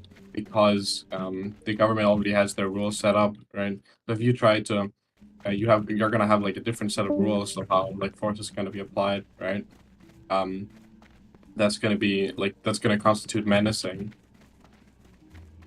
You're threatening the use of force. but that's kind of thing. That's the one thing. It's kind of hard. Like, how do you know what's the objective state? Which state is applying things objectively? When they stray from it, then what? Well, the exact same way you know when like a private company is doing it, right? And wouldn't the state be just a big private company at that point? Well, yeah, but it would be allowed to use force to exclude competition, just in the area of force. But that's the only thing it's allowed to do. It's completely 100% limited to protecting individual rights. Wouldn't that make it an aggressor? No, because the competition in force implies the initiation of force. But wouldn't that ban self-defense? No, it wouldn't. Well, because like, wouldn't that like Obviously, like they aren't they the point only one that is has the use of force? If they wouldn't they have the only would be the only people with the use of force? Well, the point is that even like in like a free market society, right, you would like delegate your rights to a private company so they enforce your rights for you, right? It would just be the same thing to a government. You just can't have like competing like agencies that have like different standards. You can still like defend Yeah, but you yourself. could still protect yourself, right? Well, yeah, I don't think objectivism makes it so you can't defend yourself. But then wouldn't that make wouldn't that be Because competing with the competition monopoly? is within the market, right? Because competition is within the market, right? I don't think when we're talking about self-defense on like an isolated private ground, we're not talking about competition. I think. So you're saying like it would be illegal to hire a bodyguard?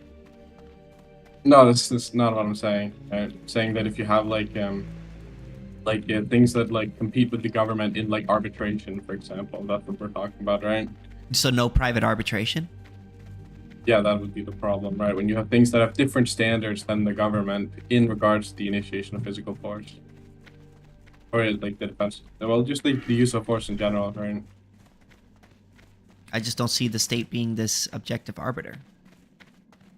But can be the objective arbiter. Currently, obviously, like isn't. But the point is that in a rational and a free society, the government would be in line with the philosophy of the day, and when people can influence the government, right? And you can set these objective standards up, just like you can set objective standards up in an anarchist society. The problem with the anarchist society is that you have competition in physical force. You don't have that in an objective government. So wouldn't that make it so that it would have to be a one world government essentially? No, because the government is just anything within a geographical area, right? Yeah, but what if I'm what if the geographical area is like my own homestead? Wait, so you think your own home? You think you have a monopoly on your home? Could you? I mean, you could, right? Ideally, I mean, theoretically. I don't think that's what the word. I don't think that's what the word monopoly refers to, because like you can have a monopoly on force on your own property. Yeah, I don't think that's what people don't mean monopoly like that. When people talk about monopoly, they're talking about like a market thing, right? Monopoly is it refers to like excluding competition, right? Oh, so like let's say if I had a bunch of people come to my house and I've said I'm going to protect you for a fee, I wouldn't be allowed to do that in my own property. I think that would be fine, but as long as it's like isolated. I don't think that would be fine. I don't think that would be fine. Well, I don't see how we have like different standards. You wouldn't have like different standards than the state. You wouldn't have like. Well, I mean, you could have different standards than the state in terms of like how you deal with situations, right? Like. Well, you wouldn't have like cases where there's like disagreement between two private courts or like disagreements between two private insurance companies, right? Because the problem is that there are these kinds of like disagreements. Yeah, but that would still be competition, wouldn't it? It's not competition to have somebody do that. That's the reason why the competition is like bad. Like when we're talking about competition, that's not what. Well, then they wouldn't be allowed to do that. You're saying.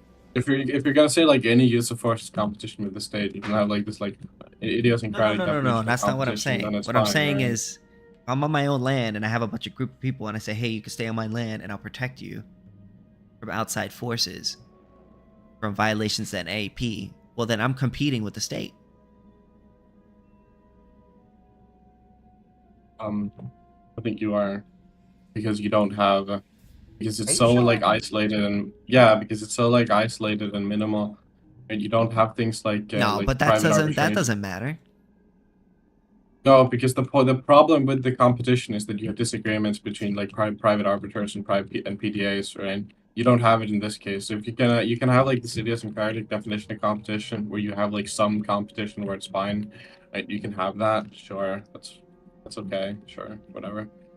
But what if I said I'm gonna settle all disputes on my land? I'm gonna settle all disputes on my land. I'm the arbiter of my land. Not even AnCaps believe that. Well, I mean, that's not necessarily true. I mean, if I'm the owner of my land and I want to settle disputes, I can kick them all. I mean, you can't aggress, but you could kick them out. Yeah, but settling disputes is in relation to conflicts, right? So if you initiate a conflict, you're not going to be the one settling the dispute. Well, if somebody initiates some conflict on my land, I could be the one No, to if you initiate oversee the conflict on your dispute. land, if you initiate conflict, if you say that you are the final arbiter of everything on your land, and then you initiate a conflict on your land, obviously you're not allowed to do that. That's literally a No, cop no, starting that's not what I against the meant. What I'm state. saying is I'm the final arbitration guy, the guy that you go to for the dispute resolution. Yeah, but when when you're the one who caused the dispute, right? Then you're the final arbiter. When you're the problem, How? right? Because I could just say, hey, if you don't like my arbitration, you could leave. Dude, like imagine you someone goes on your property and you just like beat them to a pulp, right? And then you say, "Oh, you don't like my arbitration of you like paying me $5 for this?" Then you Yeah, but I'm leave, not right? saying That's obviously I'm not not how it saying the works. owner's committing an aggression. I'm just saying that he's saying No, if there I'm is saying no. When we're talking about final arbitration, right? Like, you know Hobbes' critique of the state, right? You can What? just like apply if you say you have like final authority over if you have final authority over your land, right? You are the final arbiter of everything that happens in No, your no, no, land. that's not what I And when mean. you initiate a That's okay, not what what do I you mean. mean when you say What I'm do you mean saying when you is say that? if there's two people on my land that have a dispute, I'm gonna say I'm the arbitrator, right? I'm gonna say I'm the judge, and if you don't like my judgment, you can leave. And like, I can't do that. You have to give me like an example. If we have So let's say like there's two guys, they both want an apple, and they come to me, hey, I want you to choose which one of us gets the apple, and then I say, well, who you owns get the to. apple? Well, we don't know. You know, that's the thing. What? So I can't analyze it without context. That's well, impossible. one guy, I don't know. Let's say one guy stole it from the other guy, right? And then I say, hey, the guy who stole it is the one that's in the wrong, right? But they're coming to me to make the decision, right? I wouldn't be allowed to make that decision. If they're like consenting to it, like Okay, so then, but wouldn't that be like competing with the state right there? Still, don't think there is because we don't have like multiple defense agencies and arbitration with their own courts when we come into disagreement. This is just you making a decision on your land. This is not comparable. That's an arbitration, is it not? It's just you though. How are you gonna come into conflict with separate? So what? Because the problem with competition in physical force is obviously going to be because there's disagreement between the arbiters, right? The problem is the competition within the arbiters, right? So obviously when it's just okay, so you're saying it's when there's two arbiters having a dispute, that's the issue. Yes, that's the issue. Okay. Well, couldn't they just go to a third-party court? You mean like the government? No, like at another private business to overlook that.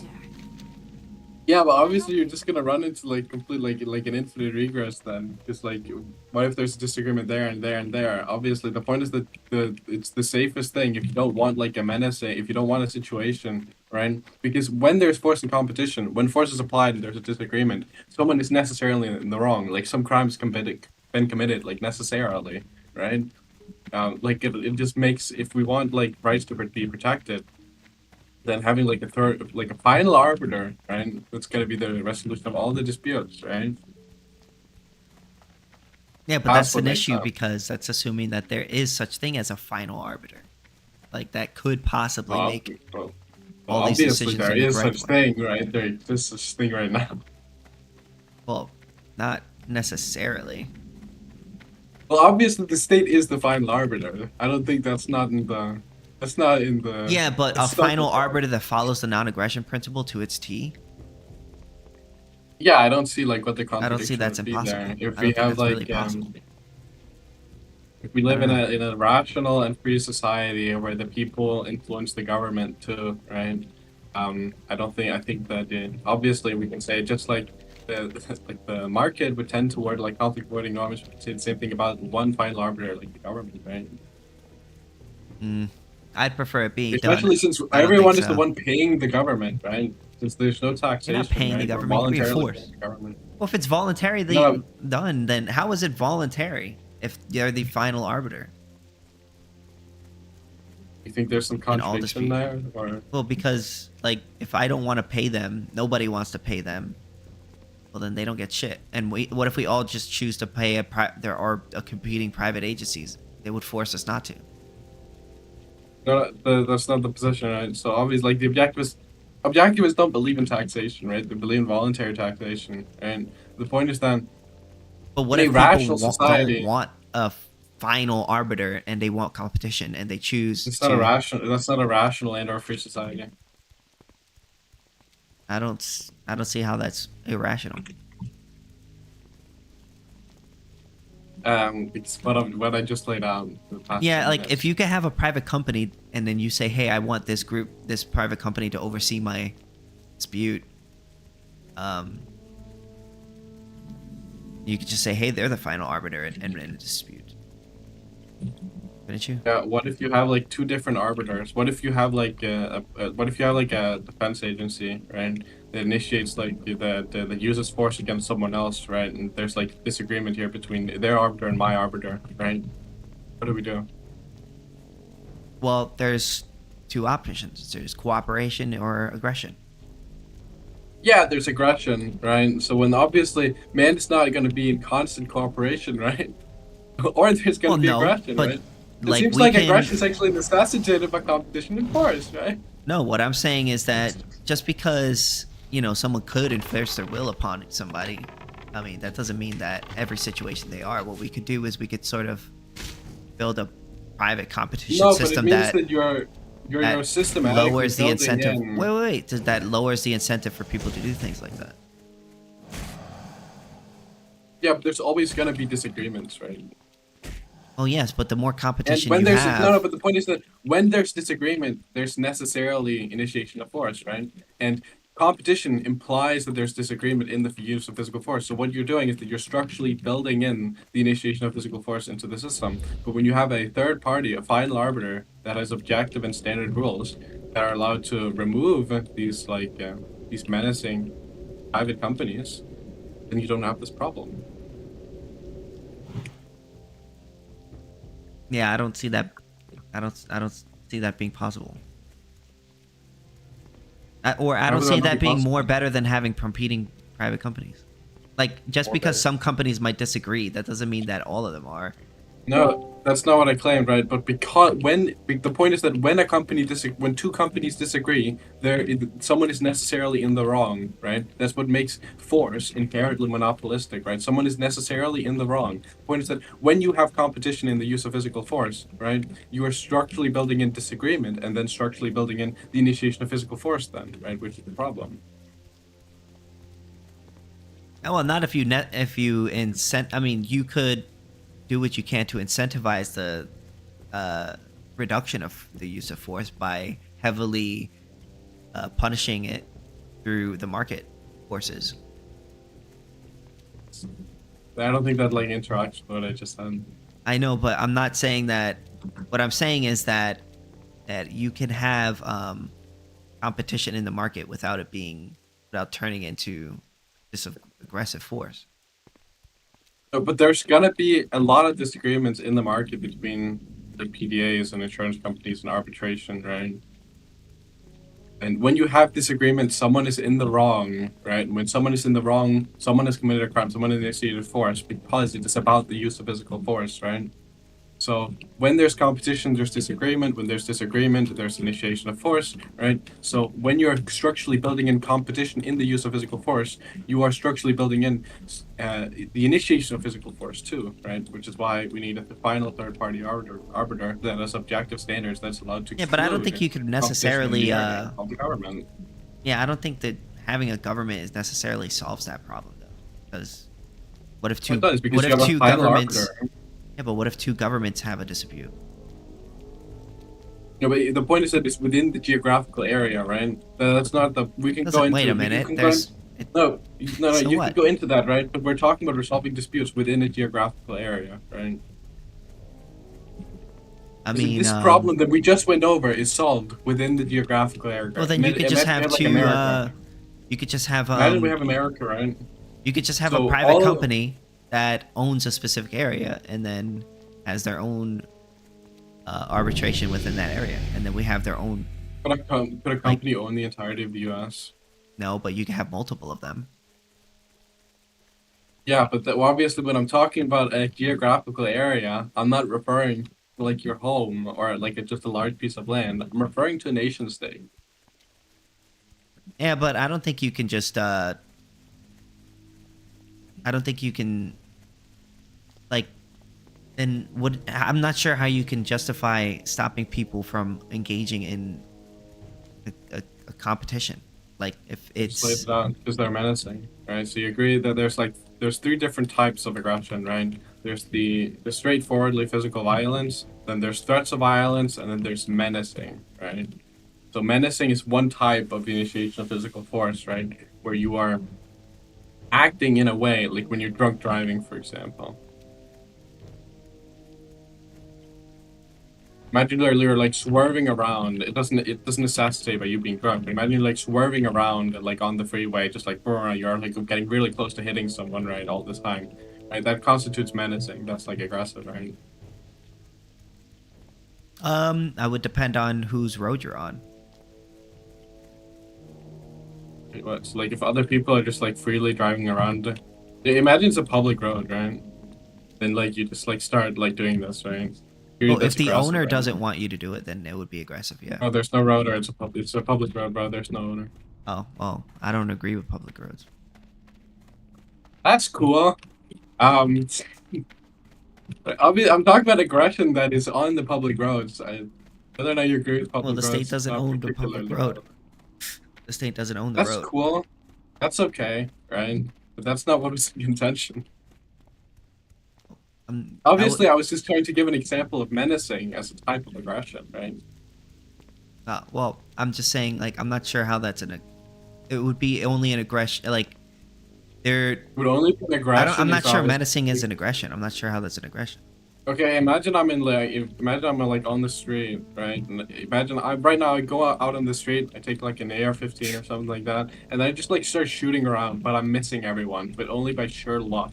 I'm missing everyone. I start shooting around just for the fuck of it, right? Wait, wouldn't that just be threatening? Like people everywhere. That's a type of threatening. Menacing is a type of threatening, right? The point is that you can put competition in the use of physical force in the same area, right? Because of what you're structurally building in the system. I don't know. I'm not convinced. I'll give you the syllogism, actually, right? So, premise 1, force is inherently monopolistic. Premise 2, if force is inherently monopolistic, then competition in force necessitates initiatory force. Premise 3, free society requires the removal of initiatory force. Conclusion, free society requires no force in competition. Could you put that in the side chat? I put it in the side chat, Thank you, brother. I'll look over this.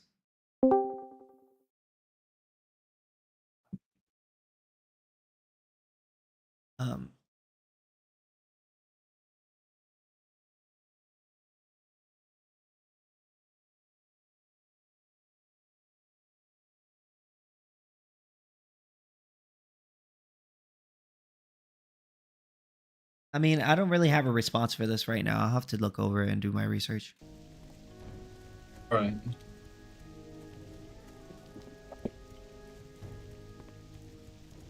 I have to think about it. What are your question? Nothing. It's okay. Oh, I thought you were talking to me. But I mean, I get where you're coming from, though. I'll say that much.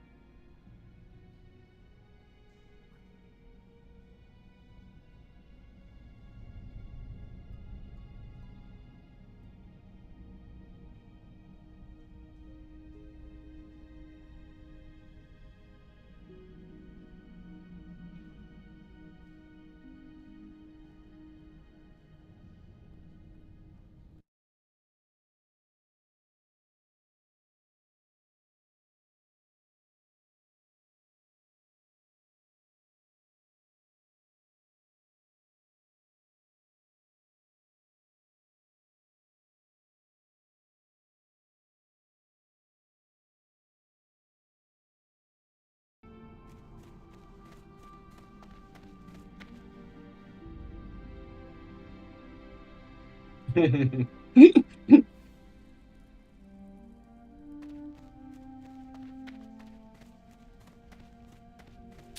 I Alright, gotta. there's a new episode of Mushoku Tensei. Oh, sorry. What you say? There isn't a new episode? There's a new episode. Oh. Forgot about that. Oh, they're dubbing the one after there's a new one every time. Wait, what? That means if you watch like 3 weeks like before, then you can watch the dub. Well, I got lost in what you said. They're dubbing what now? Oh yeah, sorry. They're dubbing every time there's a new episode. They dub another episode. Ah, the one 3 episodes previous. Yeah, the 3 episode 3 is now dubbed. So that means next week episode 4 will be dubbed, and in 2 weeks episode 5 will be dubbed.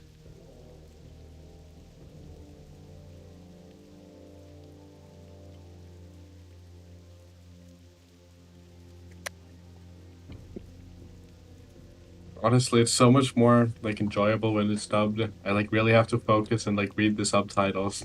Okay, it's not that much of a problem, bro. Like, I prefer dub too, but chill out.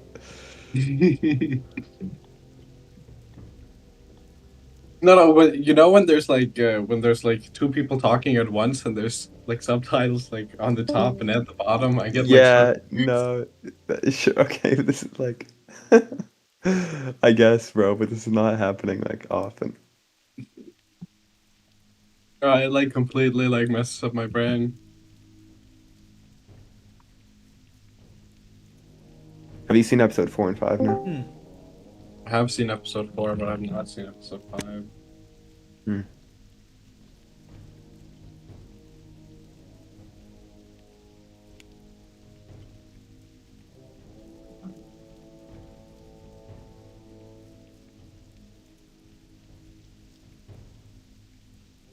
Wait, so did they have the dub for episode 3 out now? Yeah. Oh, okay.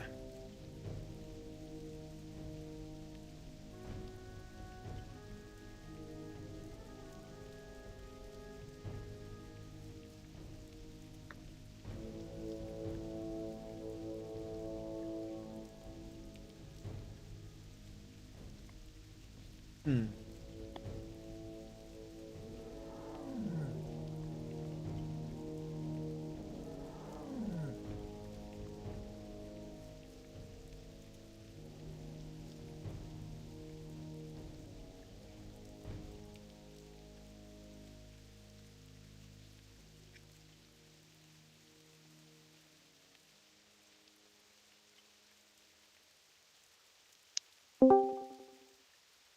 How are you doing, everyone? Hanging out.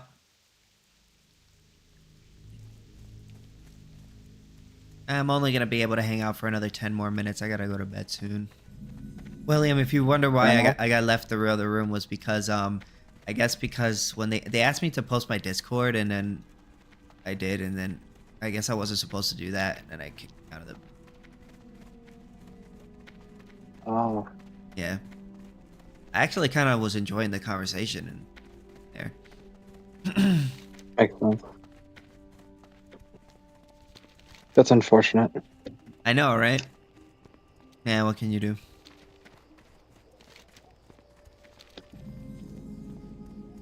Hopefully they let me go back.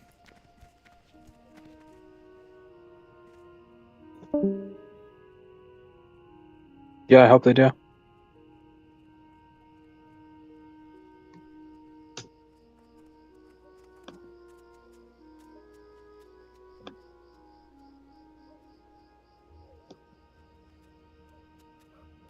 Definitely. Yeah. Oh, I found a book. I'm gonna mention this. A couple days ago. Sorry. Just hold that thought. AnCap Doggo, you still there? Yeah. So I've been kind of thinking about this. So, wouldn't it be an aggression? Like, let's say there's 2 arbitration firms that have a dispute, right? Mm-hmm. And one decides to say, "I am the final arbiter." That dispute, wouldn't that be an aggression? that in proclaiming itself be the aggression. Why? I don't think the fact of there being competition would be an aggression, wouldn't it? What would the aggression be? Well, the aggression would be saying that you're the final arbiter. So if somebody claims to be the final arbiter in a dispute where there's two people having a dispute, right? And let's say there's two people that have a dispute, and there's two Well, the point is firms, that when you have arbitration when you firms ha- that have a dispute. If one of them claims to be the final arbiter, wouldn't that be the aggression and not simply the competition itself?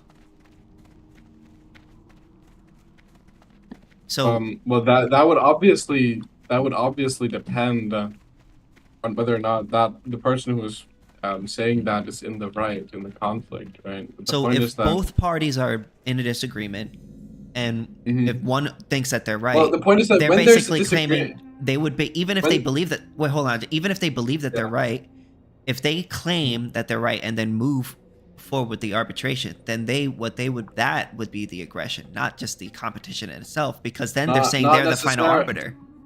Not necessarily, right? Obviously, it depends on whether or not they're right or not. But the point is that when there's disagreement, someone is necessarily in the wrong. That's all the point is, right? Well, That's yeah, all the but point. The it's point is not you're- that. When That's there's the aggression. competition, there's disagreement, right? Yeah, but I don't think claiming that is like necessarily aggressive. Whether or not that's aggressive or not depends on whether or not, well, you're actually like in the conflict, you're in the right or not, right? But the point is that someone is necessarily in the wrong, right?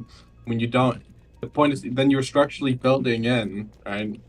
Well, You're if there's structurally two, building what you in could structurally build disagreement, in. and when there's disagreement, you're structurally building in initiation of force. Then. No, because you could just say when there's two arbitration firms that disagree and one claims to be the final arbiter, that one isn't aggressing. Oh, and what they would have to do is they would have to take it to another third party that would look over both cases. They would have to agree. If not, Oh, so the government, that would be cool. no, another private business. That's not a government. Yeah, but the So point no, is yeah, that I don't agree with this. I don't agree with this at all. Reject the premise, then. Reject the premise. Yeah, I reject the premise now because. Yeah, well, what premise do you reject? He's saying which one. What premise do you reject? So force is inherently if force is inherently one of the competition in force. Yeah, premise 2. That's when I went to disagree with you. Yeah. Okay, so I'll just like motivate premise 2 like you did before, right? So, the point is that when you have competition in the initiation of force, right? Then there's gonna be disagreement in the use of physical force, right? When you have competition, you're structurally building in this kinds of disagreement. Oh. And because premise 1 is because premise 1 is the case, right? The force is inherently monopolistic. That implies that someone is necessarily in the wrong, meaning someone has initiated force when there is disagreement. So when you have competition, you're structurally building in disagreement. So when you're structurally building in disagreement, you're structurally building in the initiation of physical force. I disagree. That's the argument. I disagree. Disagreeing whether or not somebody's initiated a conflict is not an aggression, because that would make lawyers aggressive. No. The point is that it's not that there is disagreement. It's that when you have two courts, you have two arbitration. Paul. Sithis ban Paul. How you doing, dog? A slutty. Sithis ban Paul, bro. Paul, stop talking while Dalgo's talking, please. Yeah, ban him. I have Paul local muted, by the way. I think everyone should just do the same. That's a good idea. I got him. Don't worry. That's against the rules, by the way. Can't do that. Okay, yeah, no, I just muted him.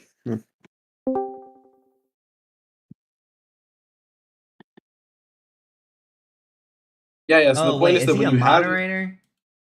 Nope.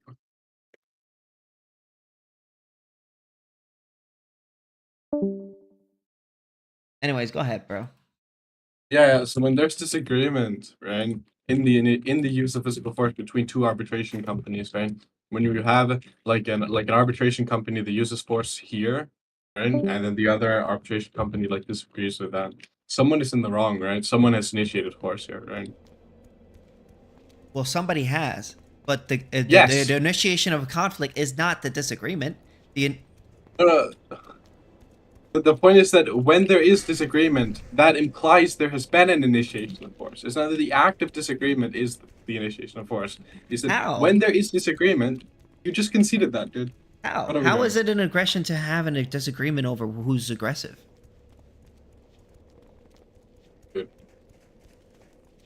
I'm not sure I Right. agree with Yeah. that. So when you have two arbitration or like two PDAs, right? And they there's been a use of force, right? And there's a Yes. disagreement, right? That means that someone is in the wrong, correct? Mm-hmm. Over the use of force, someone is in the wrong, right? Yeah, but there hasn't been a arbitration yet. There hasn't been a settlement between. Wait, no, we just need to establish this, right? Because I'm not claiming that disagreement is the act of aggression. I'm saying the disagreement implies there has been aggression. No. Okay, so let's go over it again because you just conceded this like less than a minute ago, right? So when there is disagreement when there has been the use of physical force, right, between two companies, right, and there is a disagreement, right, that means someone is in the wrong, right? Yes. Yes, and when someone is in the wrong over the use of physical force, that means there has been an initiation of physical force, right? Yes. Yes. Okay, but just because so you're saying if an arbitration company commits an aggression, but I'm not talking about the arbitration company that's committing the aggression. I'm talking about the person whom they're representing. When they're but the point is that arbitration companies don't commit aggressions. What they do is they represent, they arbitrate over things. Yeah, obviously, I'm talking about two. Okay, it doesn't have to be the. So how about this? Let's make it easier for me to understand. So there's two guys, right? One has committed aggression over to guy B. Both of them have gone to their own arbitration firm. Both firms disagree as to who's correct. Yes. Okay. I would say there's no aggression there. There's no aggression there. It only becomes an aggression if one of them claims to be the final arbiter. No. The point is there has been an act of aggression, right? Yeah. Yes. But the aggression was between party one and party two, not between the arbitration companies. The arbitration companies didn't commit an aggression. They just disagree about who's right. Yeah, but the point is that when you have, obviously they're operating under separate standards, right? So if the wrong person were to win out, for example, right, which is gonna happen, right? The wrong person is gonna win out in a conflict, right? And that means there's been an initiation of physical force, and that's been caused by the arbitration company, right? I mean, if they choose to be the final arbiter. The final arbiter won? So, for instance, if there's winning the court case? If there's two, I mean, if they win the court case, if they find the only way they could win the court case is if they find a third-party arbitrator to look over both their case. You mean the government? No, not the government. It could just be another business. Government is the third-party arbiter. Yeah, no, but the point is it could be a private business. No, this is where I disagree with you on that. This is where I disagree with you because that third-party arbitrator could just be another business. So you could just set the standard like this: if there's two arbitration companies that disagree with each other over who's right and who's wrong, they have to hire another third-party arbitrator to oversee the case. And if one of them assumes the role of being the final arbiter when there's a dispute between two private companies, well then the person who assumes the role of the final arbiter is committing the aggression. No, right? Okay, so then we have like this. Whatever.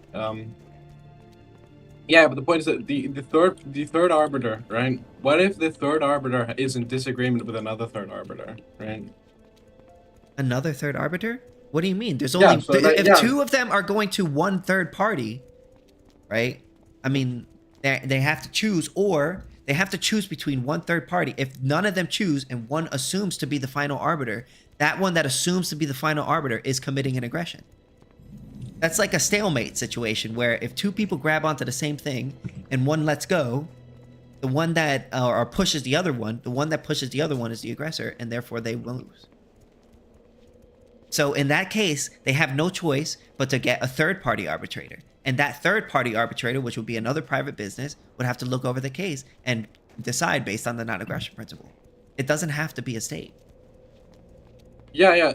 Obviously, you can isolate this to like one case, right? And where they do come out where it's like peaceful, right?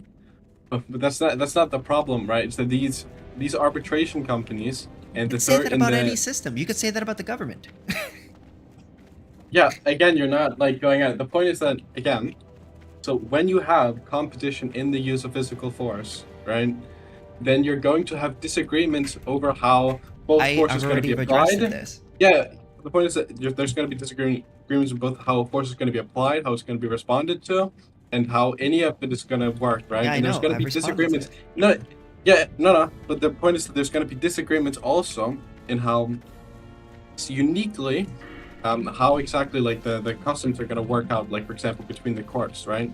And the point is so that if there's some two courts, some courts are gonna do a lot worse than other courts, right? And the existence so if one of them decides to be the final arbiter, the one that decides to be the final arbiter will be the aggressor, because they. What does it mean for a private company to decide to be the final arbiter? To make a decision without, when there's still to become okay. So let's say there's a dispute between two people and they don't know, and they have a disagreement as to who's correct.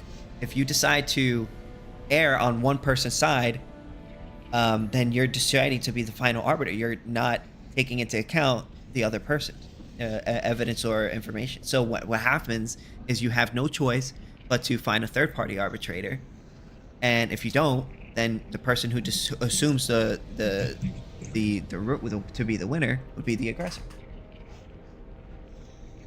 It assumes to be the winner. Wait, what? Wait, hold on. What if the person who assumes to be the winner is the one who's actually like in the right? Well, you don't know that because there's a dispute. No. But the point is, what if they actually are in the right? That's why you have that's why you have a third-party arbitrator to look over No, the case. you're saying declaring that you are in the right is the act of aggression. What if they are in the right? No, it's not necessarily finding that they are in the No, right, we're but looking saying at that this they're winning the case. We're looking. Yeah. But we have a that's dispute. exactly That's what's the issue. We have a dispute over who's right. We don't know who's right. So we have to get a No, third yeah, party it- to determine that. Yeah, imagine we have like perfect knowledge. We're looking at from like a third party, right? Okay. So Yeah. like them declaring, and we know they're in the right. So them declaring, because your claim is that it's necessarily aggressive to declare like the final authority, right? That's what your claim. So imagine we're looking at it from like a third party perspective. We know they're in the right. So how is this aggressive? Well, because there's the dispute there, and if there's a dispute, we have to have, and the person wants arbitration, the people want arbitration, then you have to have some way to settle that dispute, and arbitration is that way. So that's why you get a third party arbitrator. Why is having the final arbiter not a way to settle the dispute? You do have a final arbiter. It's the third party private company. What if they hold on? What if the two companies like they don't want like a final arbiter? Well, then they would be both aggressing, or they wouldn't be resolving the issue. They will be in a stalemate until infinity. We know someone is in the right, and we know also that if the Because third there's party, a dispute. That's why we have. Yeah, courts. in a dispute, someone's necessarily in the right, obviously. Yeah, but you don't know that until you go to court. No, the fact of the matter is that you don't know who is Yeah, right, but you don't know that there's until you someone go to who is court. right. You can't just assume you're right. You have to like approve that shit.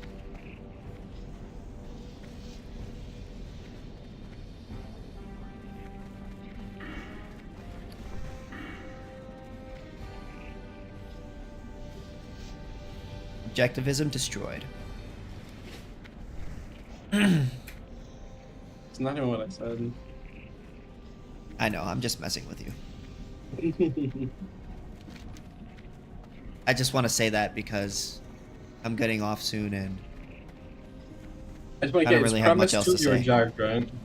Yeah, I don't think I agree with premise 2.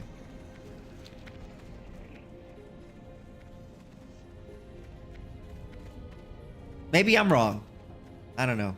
But this is just my hunch. It seems pretty clear by the act of disagreement that implies there has been an act of initiated sword force, right? But we don't know who's the one that initiated the conflict. That's not what's in contention. That's not what's in contention. Okay, that's why you have a third-party arbitration. Yeah, okay, but true or false, when there's disagreement in the use of physical force, that implies there's been an act of initiated sword force, right? True or false? Yes, But the people who are Right, that's initiating, true. the person who's initiated force is the person who, well, initiated force, not the arbitration company. They just disagree. What can I get for you today? You're structurally building it in. No. There's competition. The arbitration firms should disagree about who's right. So what they do is if one assumes to be correct and that, or not correct, but assumes the role of final arbiter when they haven't settled the dispute in court, then the one who assumes to be the final arbiter. Yeah, but you do get that the dispute different between two arbitration arbitration firms is the one that's committing the aggression. Did you get the different arbiters are going to have different standards for who is right? That's why there's They're not going to be the same. third-party arbitration settled disputes. That's why you have a third party And those settle have dispute. and those have different standards. Well, then, I mean, we don't live in a perfect world. Then, now you got courts. Yeah, but the point is that the third You could say that parties, about the right? government. You could say that about the government. Oh, what if the No, but government they has a don't standard? they actually don't have different standards. They don't. There's never different standards because there's only one standard with the government. That's the point, right? I could say that about this a private company. I could be like, oh, well, every company has a same standard. Yeah, they have. Yeah, relative to itself, obviously, it's going to have the same standard, right? That's not the problem. The point is that different, like the third parties and the arbitration companies, they're going to have different standards, right? That means that in regards to how aggression is going to be built, meaning you're going to make aggression, like it's going to be harder to deal with if there's separate standards from separate third parties, right? However, with the government, you only have one standard. You have one objective standard. I don't think so, because let's say if there's two parties, arbitration firms, and they disagree, if one assumes to be the final arbiter, I think that would be an aggression because you're acting without. What does that have to do with what I just said? I don't know. You don't know. Okay. I just don't see it as being I don't see that. I don't know. I just don't agree. I just want to go over this, right? So we can just like get completely like 100%. I just want to go over the I don't want to premises. go over it anymore. I think No. Just, it's gonna be super short, less than a minute. Okay. Okay. So premise one is force is inherently monopolistic. All that means is just that when force has been applied, right, and there's a disagreement, that means that someone is in the wrong, right? There's been initiatory force, right? You accept this, right? So premise two just means that when there has been this disagreement, right, that means that there has been initiatory force, right? That would just follow from premise one. That means when there's competition in the area, that means that you're structurally building in this disagreement and thus the initiatory force. But just because there's disagreement doesn't mean there's initiatory force. You said that. You just said that. No, I don't. I That don't was premise agree. one. No, I said that the word for initiatory word. force was not committed by the people who are disagreeing. The initiatory force is committed by the criminal.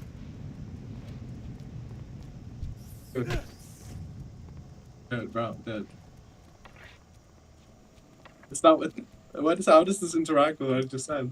Because you're saying You that just- the you just arbitration consider- firms, that you're saying there's two arbitration firms, there's two people, one committed aggression against another person. You're saying the arbitration firm is committing an aggression for disagreeing. I want to go back here. Okay. So, Yeah, we could go. I mean, I'm not gonna keep doing this, man. I just don't agree. no, with you on because this. that was premise one, right? Is that when there's disagreement in the use of physical force, that implies there's been initiatory force, right? Mm-hmm. Yes. Yeah, by who? So that's not the problem right now. I mean, okay, then I don't think we're gonna move forward on this. No, but that's just premise one, right?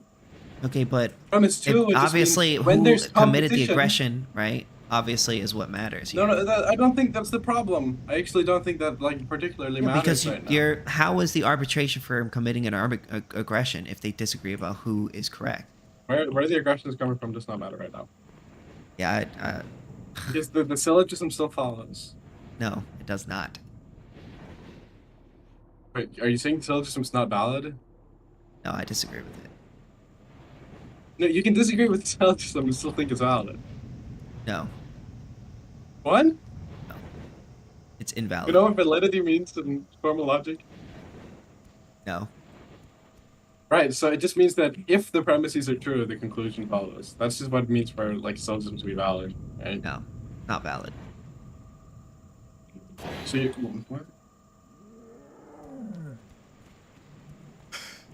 It's invalid. Oh wait, hold on. Oh wait, hold on. Can you tell me? Exactly tell me here. I did already, bro. I did. No. Now you have to explain to me why this is an invalid syllogism. No, I did already. You just don't like the answer. No, you can say it's not sound, right? But this is like straightforwardly a valid syllogism. It's invalid, because I say so. That's why. Well, P3 is like assumed to be P3 is like obviously not in contention if you're talking to an ANCAP Moxie. Yeah, but you should just like drop. You should just drop the premise. Like, there's anything added to it. It's valid insofar as you drop it and remove it, right? It's obviously a modus ponens, but like, okay, like it's not doing anything. Why is it there?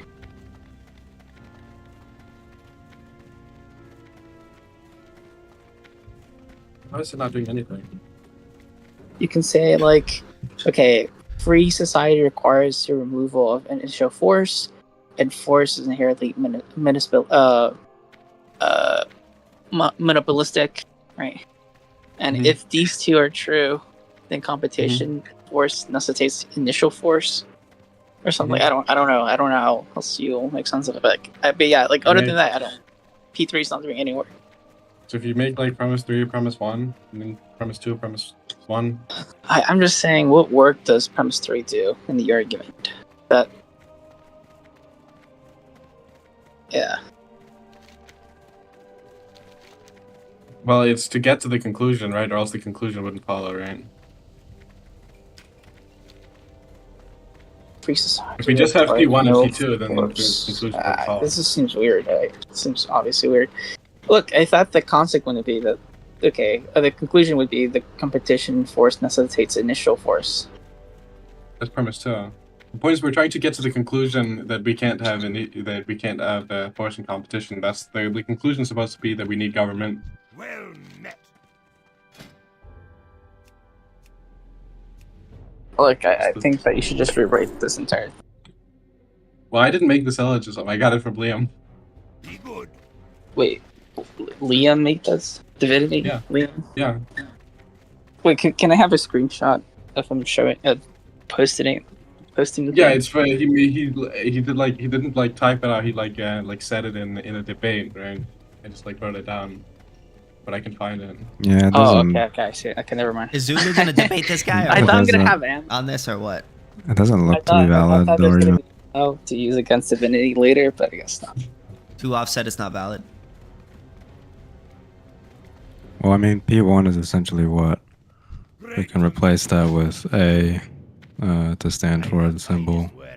And then P2 is if A, then B. But then P3 involves words or terms that that aren't from the prior premises. So P3 to me is essentially just C. And then the conclusion, free society requires no force in competition. Yeah, that like also comes out of nowhere, which is just, I don't know, it just seems to me like it's just D. So. Twoff is such a good boy and like just delivering the argument without being told to. Dude, this guy's like a natural slave, bro. That's insane. Yeah. Oh, that's where you got it from? Okay, let's... Yeah, so like 42 minutes, then he's, well, slightly before 42 minutes, I believe. He writes it down. Yeah, it's it's not like 41 minutes. Yeah, I'm assuming he didn't write an argument beforehand, so he probably came No, up this with was this like one. this was totally ad hoc, right? But still. Yeah.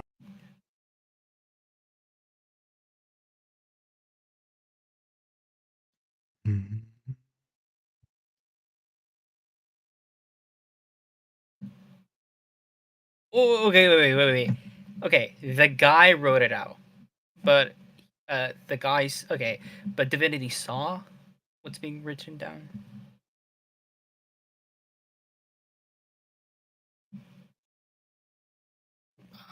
Doggo? In the video of this, like, debate... Oh, sorry. Yeah, he's writing it. He's writing down word for word what he's saying. Wait, and Divinity saw the argument how it's being shown. I think he like said it out afterwards, if I remember correctly.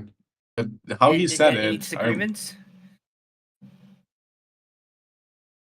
Okay, hold on. Yeah, he's right here at like 40 minutes. I can just say here if he that's exactly how he lays it out. Okay, so for 40 minutes and 20 seconds is where he says it like word for word, and then he just writes it down like exactly how it's written. Okay, perfect. I'm just gonna. Okay, perfect. We're just gonna use this against Liam, bro. It's amazing. It's not even valid at all. Yeah, it's not even valid. I'm getting because Divinity shits on people for doing that. So it's just really funny for like having clips of him doing that. But yeah, okay, yeah. So moving on. Yeah, that's great. I'm gonna send it to 12, so I have like a good place to store it. Let's call it. There. Okay, that's really cool.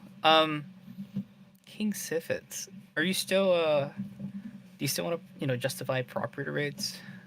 You like kind of like moved away from that. I just agree with the non-aggression principle, man. I'm not really into the metaphysical stuff.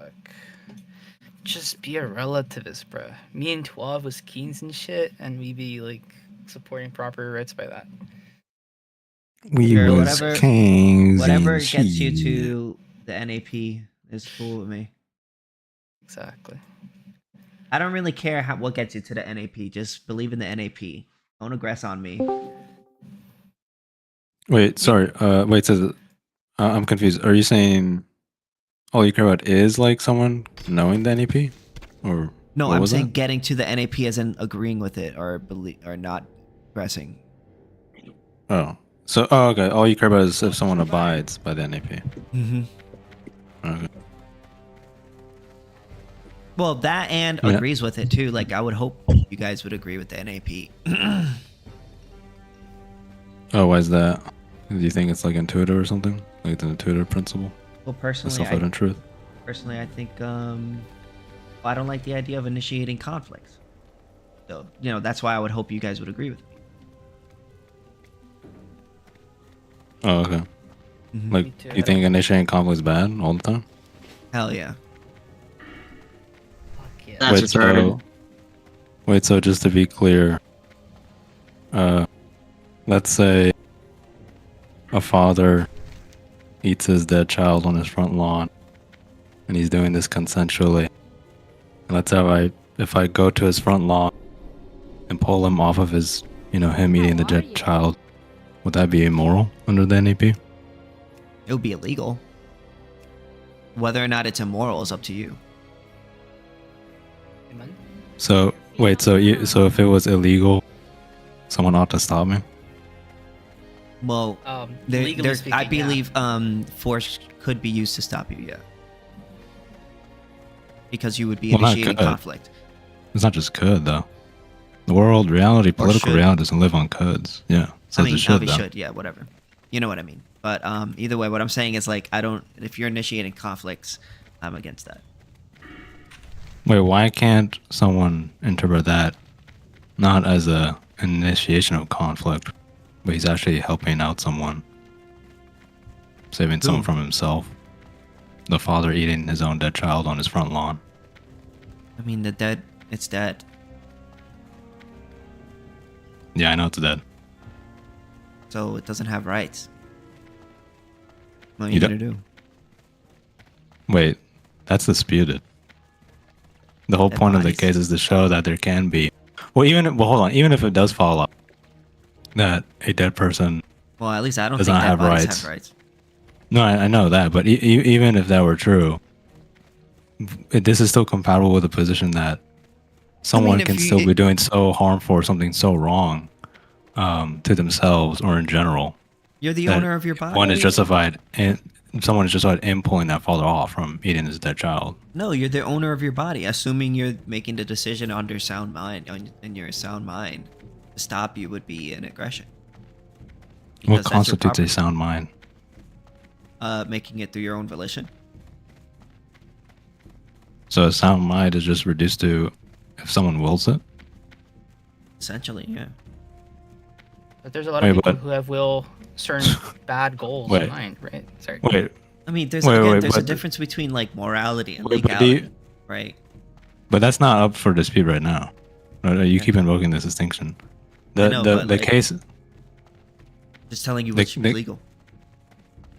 Okay. The case I given you. Do you think a good chunk of medical experts would say, yeah, that guy is completely rational doing that? I mean, if like, he's that guy's like, of sound mind, yeah. I don't know if he's maybe. You wouldn't expect that's a defect, like he's suffering like or something like a grave mental defect. I don't know. That's not. I really don't know. I don't think so.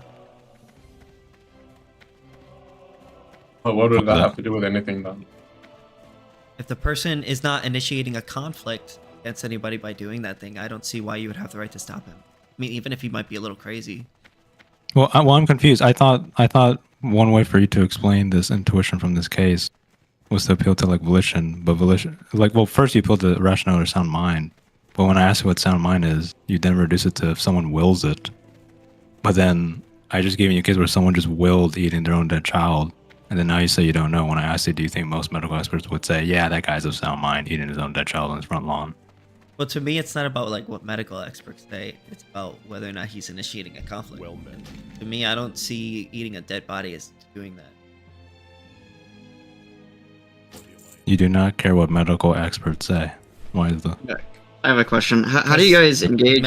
Whether or not eating a dead body is an initiation of a conflict is not a thing that a medical expert opinion matters about. But I'm not appealing to the medical expert whether it's like justified me going to the front lawn and pulling the person off. We're on the sound mind answer that you given. I mean, if they're making the decision on their own, I don't see why you would have to stop them. I mean, okay, well, I guess at this. Well, I guess. When I say sound mind, I mean like they're making a decision on their own. Oh, Sithis. Wait, so then hold on. Then how do you distinguish that person? Wait, you don't know what making that decision on your own is? I'm assuming you go through some process of reasoning and then you just will it. You just do an action. Well, then that's what I mean. You don't know what that means? Why are you asking me the same question? I never said no. I didn't ask you the same question over and over again. I asked you once. Okay, so I answered it. And then, so let's move on. Yeah, but it seems to me you don't share this intuition then. So hold on. So? I told you already what he's not initiating a conflict, right? Yeah, I know. Is he initiating a conflict or no? No, hold on. Is he initiating a conflict? Hold on. Under your terms, I would. Yeah, I know it's your standard, but the whole point of a case like this is it's supposed to challenge it, and then the only way for you to answer it is you just bite the bullet. Is he initiating a conflict? You admittedly say, "I already answered it." Yeah. Okay. So then. So at this point, okay, yeah. Under AnCaps philosophy, I guess it is, but I don't share this philosophy, and that's actually an explanation as to why I don't share it because of a case like that. Because under your view, then if I go to the next door neighbor to the other neighbor, so let's suppose the father's eating this child, he's on my left, right? The neighbor to my left. At that point you would say there is really no difference concerning the sound mind hypothesis. If I see the other neighbor, let's say a new father, and he eats food with his son on the front lawn because he wills it. Is he initiating an aggression? What do you think? You can answer however you want. Well, obviously for you, he isn't, right? Well, then he's fine. So there's no difference then. There's no legal. The only difference is whether or not there's a conflict there. Yeah, I know that's how you're gonna answer it. But yeah, there's no legal difference. That's what he's saying. Yeah, but I'm trying to pump the intuition that there is a difference between whether one is of sound mind and the other isn't. Yeah, I think you keep going because back to the sound mind thing. I keep telling you, he reduced what a sound mind is to whether it's something based on volition. It's based on whether or not there's a conflict. There's no conflict, then there's no issue. Interesting. Amazing. I've answered the question like 5 times. I don't know what's wrong with you. Not 5 times, no. What you've done is I've given you cases, and then you pretty much stomped your foot by answering the case by already presupposing your theory in the background. Guys, would you not agree that from the libertarian standpoint, if you stop somebody from doing something that with their own property, that would be an initiation of conflict? Yes, I understand that's what libertarians say, yeah. Okay, so then my answer is It's perfectly fine. To who? To me. Is that all There's you care nothing about? wrong Whether with- an answer is perfectly fine to you? There's nothing wrong with my answer. Of course, you're gonna think that way. Well, of course, yeah. I wouldn't believe expect I'm to right. yell as you. Yeah. Okay. So what are you doing here? You just reporting your own psychology to me? I can mean, say the same thing. What? You don't have to be here if you don't like being here. No. But you saying that I can say the same thing. How else will we progress? I guess we won't. I We think just something disagree. is wrong. Okay, Yeah. that's- Yeah. I think this is a bigger do. issue. for the I NAP. answered your question. You just don't like the answer. I don't know what to tell you. Yeah, I don't like the answer because I think I think such a case shows that there's something wrong with your theory. I don't think there's anything wrong with it. I think there's a bigger issue with the NAP. I'm not gonna lie. I guess you don't like the NAP. It's fine. You think it's okay to initiate conflicts. That's it. Wait, what makes the NAP objective, and what makes it normative? I'm not the person to ask such a question. I don't really know much about metaphysics or that. So it's not grounded, basically. Some people say it is. Some people say it isn't. You gotta ask those people. That's not my thing. I If just it- agree with the if it's NAP. not If I had grounded- to choose between any law system, I'd choose the NAP. That's my thing. Okay, so it's just purely subjective. I mean, say so. I believe in the NAP, bro. I like the NAP. So you just subjectively choose it. You just subjectively choose it. Yeah, sure. Okay. The NAP is subjective. It's not objective. I'm Well, happy with that. I don't know if it's objective. Oh, so you don't even know. Okay. So it's just like At a this faith point, thing. It's I'm like a kind like of a just doing religious my thing. research and whatever. Like as of right now, a lot of the arguments that are made for being objective I've been hearing a lot of arguments against it, and I don't really know. I have to do more research. So until then, I can't say one way or another. Yeah, it's like a faith thing. No, I mean I get it. Yeah. Well, it's not a faith thing. What am I having faith about? In the NAP. I'm not having any faith in anything. But you said that you don't know if it's objective or not, whether it's subjectively grounded. That's not or me saying, okay, if I was to say I have faith in it, that would be saying I believe that it is objective without evidence. I've never said that. I just said that But I don't you've have been- I don't have any evidence one way or another, so therefore I don't know. But you've been That's a defending it stupid- this entire that's a time. st- Huh? But here's why: you've been defending it for this long Because I without agree even with knowing it. whether it's Because I agree with it. okay. Yeah. But what Is that would not be your okay with reasons it? for? Okay, I think the problem is that you want to enforce this within society, and I think if you're going to make a big step like that, you have to know whether it's subjective or not. Because if it's subjective, then you're just enforcing a mere arbitrary That's why I'm whim. kind of doing my research. I'll get back to you when I figure it out. But it took you this long, so that's why I'm like kind of concerned. Oh well, sometimes complex topics aren't easy to learn in one night. I mean, maybe, but this is like a really big position, though. Believing in This supporting the position non-aggression changes- principle, supporting the non-aggression principle. I don't think that's that big of a Well, let's position. Let's be clear though. Your NAP makes it such that you can't co-own property. That's very substantive. Okay. When did I say that?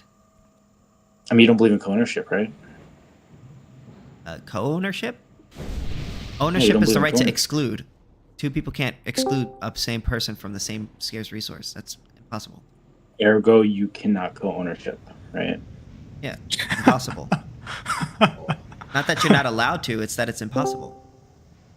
Exactly. This is what I'm saying. This is exactly what I'm saying. Okay, so yeah, it's like But saying also that the you NAP have is you can subjective. own another like you have the right to own another person. The NAP is subjective, by the way. You know, I believe in the communist NAP. I don't know what The communist NAP? is. The communist NAP basically, anytime you try to privatize property, you are aggressing against the collective, which is all of humanity. That's good for them. I disagree. Okay, but your NAP is subjective, so I don't know what you're disagreeing with, other than like mere whim. Is your belief subjective? No, it's subjective, like yours. Okay, then you're in a better position than I am. Exactly, but that means you're in the same position as me as a communist. So Yeah, but I'm not claiming to be in a better position than you. I just disagree with you. No, so I know you aren't, and that makes me so happy because I could just say the NMP subjective of it, and yeah, I feel great. And I can say communism is subjective, and I'm more Yeah, right it back is. to it's the same circle. I mean, you're not really adding much to the conversation. It doesn't Actually, no, matter. Who cares? that's not true because Marx is he's actually an objectivist. Oh, is he? I didn't know that. Yeah, so he actually thinks that communism is vindicated by the historical, logical progression of history. So he actually has like a system there that's objective. It's objective? Yeah. No way. How'd he get there? Now you have to read Hegel. Oh, got you. I'll get back to you when I'm done. Okay. I just want a clarification on that. Anything else? I guess not. Like I said, I'm still doing my research. I don't know what the best argument for the NMP is now. I think the forever problem with anarcho-capitalism is that it always ends in a state. How do you stop the progression of a state? With guns. Or is this just idealistic? I mean, it's a little Well, guns- idealistic. No, that's actually the worst. That's the worst argument. yeah, I was wouldn't gonna say grab guns that. are boring. Who cares? Oh my god. Don't even say idealistic. It's like that's like you're basically giving them what they want. Never say that. What? But I mean, it's an idealistic ideology, right? Because it requires everyone to kind of just Every ideology was idealistic when it first came out. Not particularly, right? So systems of governance, right? They can come from ideas, obviously, like everything. But if you look at capitalism, it seems to be evident that it self-proclaims to work, right? To some degree, communism has the same concept of you can get it to work. I don't think there's a world in which you can get anarcho-capitalism to work. That's a very thick accent you got there. Yeah. Love your accent. Sorry, I wasn't trying to make fun of it. I actually You're really like it. British. I am British. I can confirm. For my sins. So the problem that I'd have with anarcho-capitalism is naturally you end up having states built out of corporations. So not adhering to a corporation's rulings would naturally then evolutionize itself as a state. You've basically got kind of a feudalist approach to the way that humanity would end up progressing, which as evidently is ended in our natural statehoods. Private businesses aren't state. If they commit an aggression, I mean, they're criminal just like anyone else. Who's there to enforce it? Oh, there's private enforcement, rights enforcement. Okay. Why and- can't they just be bought up? Well, I'm not saying it's impossible for a private company to be bought out, but the incentives are stronger not to than a state is. And the reason why that is because there's competition. You could move from one business to another, and if one is being seen to take bribes and not do payouts and not show up to do their job, well, people could move to another one. Whereas with the state, if they don't do their job, well, you're kind of fucked. You don't really have anywhere else to go. So competition sort of allows people to it creates a greater incentive to provide the service than not having it. I disagree, because the incentive is just entirely financial rather than anything else, where states have both financial incentive, yes, but also they have a legal incentive that you will be removed from power if you're not doing what is perceived as your obligation. The issue that you would have, or at least from a moral perspective, right, and we can go into a factual one, is me as a private individual, what leverage do I have to have these insurances in order to enforce a multi-billion or trillion-pound company to do their part?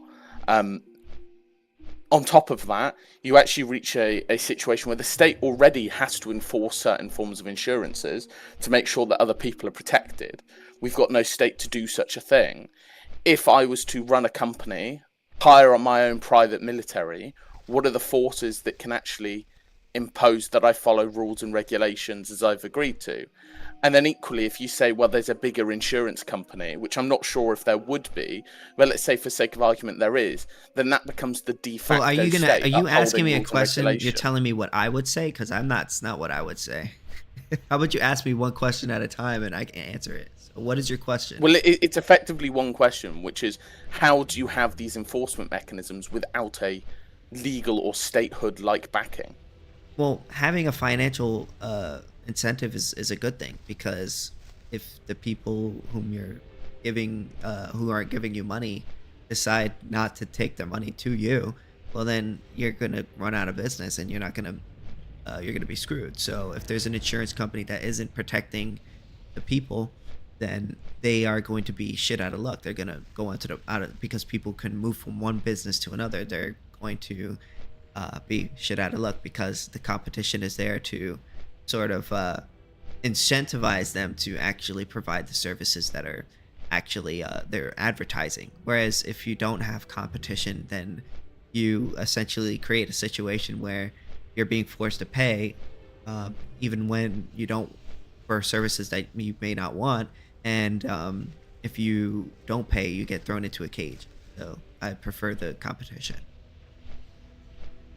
So once again, back to the issue with competition, which is you make this claim that people would pay it, and therefore the people would make this claim on the insurance companies. First of all, I would imagine this insurance would have to be extortionately high. Yeah, can we move on? Two, it still wouldn't necessarily be profitable. Yeah, can we move? I'm just gonna Yeah, sorry, I don't want to be rude, but I think if you want, I can send you. How about this? I can send you a paper that called by HAPA, the Defense of Private.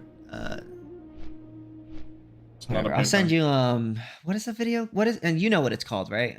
Fuck. I'm not as bothered about video rather than not video. The explanation. So he's not gonna how read this it. doesn't end in statehood. Come on. I mean, he's asking the question. I mean, if you can't contend with it, that's fine. But there's a reason why anarcho-capitalism's never been done, right? No, it's not that I can't contend with it. It's just that we're bored. We want to move on. Yeah, Ruben, my only issue is I'm so incredibly bored right now. It's insane. Wait, Sethis, I have a question. So over the last time we talked, have you grown more confident in anarcho-capitalism or less confident in anarcho-capitalism? Actually, like I would say I'm around pretty confident in it. More, I wouldn't say more. I'm just like, I would say I'm like pretty the same. Like, you know, like 60, 70%, 75. I would say I'm 100%. You're 100% I've always been confident. 100%. Yeah, I've always been 100%. Well, maybe not 100%. I would say like 90%. Okay, yeah, because 100%, that's pretty wild, yeah. Yeah. But I'm pretty damn confident. I really enjoy it. I like anarcho-capitalism. I do think it will work. I do think it will make us better off. And I agree with it. You know, what are the... I mean, you can teach me again if you want. 'Cause I'm having trouble remembering, like, what's the main... Is the main force or the main thing that's compelling you to remain in ANCAP is the NAP or what? Well, mainly I agree with it, and I think it would make us better, too. I mean... And, like, I agree with it ethically. Like, I don't think it's right to steal. I don't think it's right to, you know, take things that don't belong to you. I do like the idea of homesteading. Compatible. You know, and Sorry?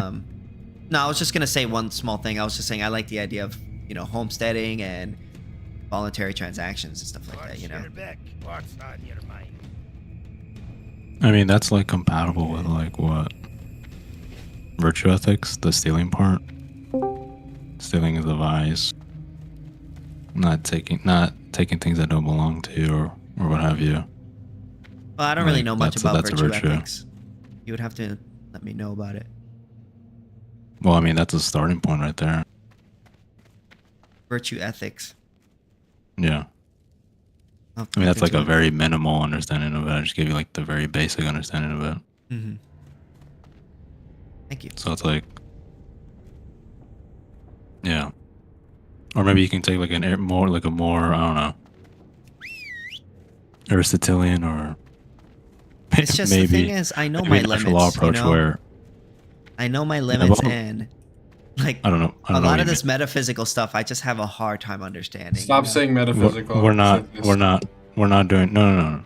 So this well, one. you know what I'm trying to say, but you know, Yeah, a lot but of the it's like deeper. really, really bad when you say metaphysics. It's like really, really. Well, really yeah, bad. we're not doing metaphysics. Meta-ethics, right? No, it's not metaethics. It's just either moral theory or moral theory using like a basic philosophical It's methodology. normative ethics. Yeah, or normative ethics. Yeah.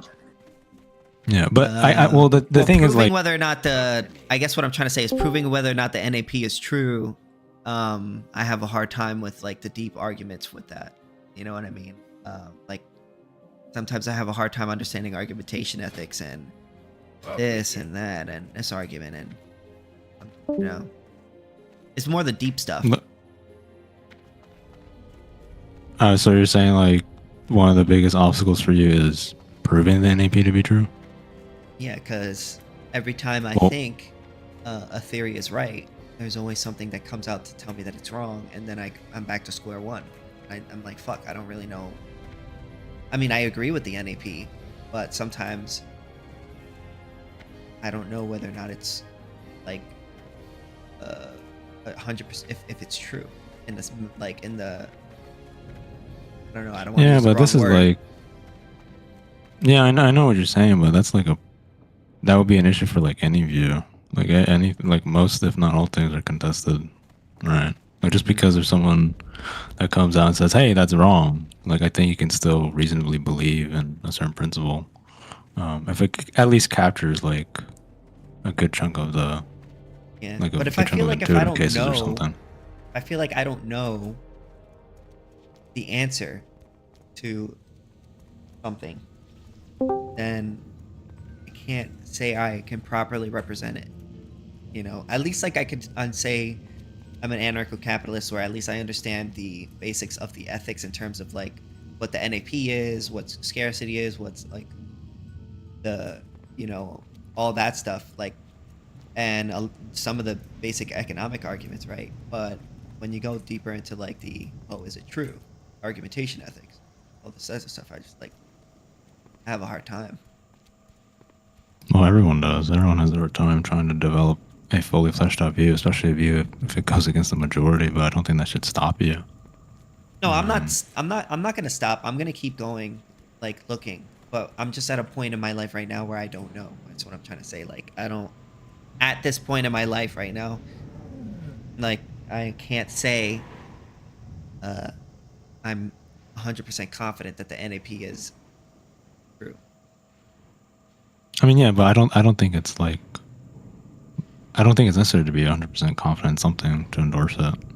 Well, I feel like a lot of AnCaps are like that, where they be like, "No, it's true," and that's it. Like, where I feel like I can't be like that. You know what I mean? If I don't know. Well, I think what's going on here is that you have like an understanding of knowledge. In order to have knowledge of something, you need to be 100% confident in it or something. Well, maybe not 100%, but enough to make the difference, I guess. Like what type of difference? Like a causal difference? I guess just confident enough to know that you are correct and you have the answers to any like disagreement that is consistent.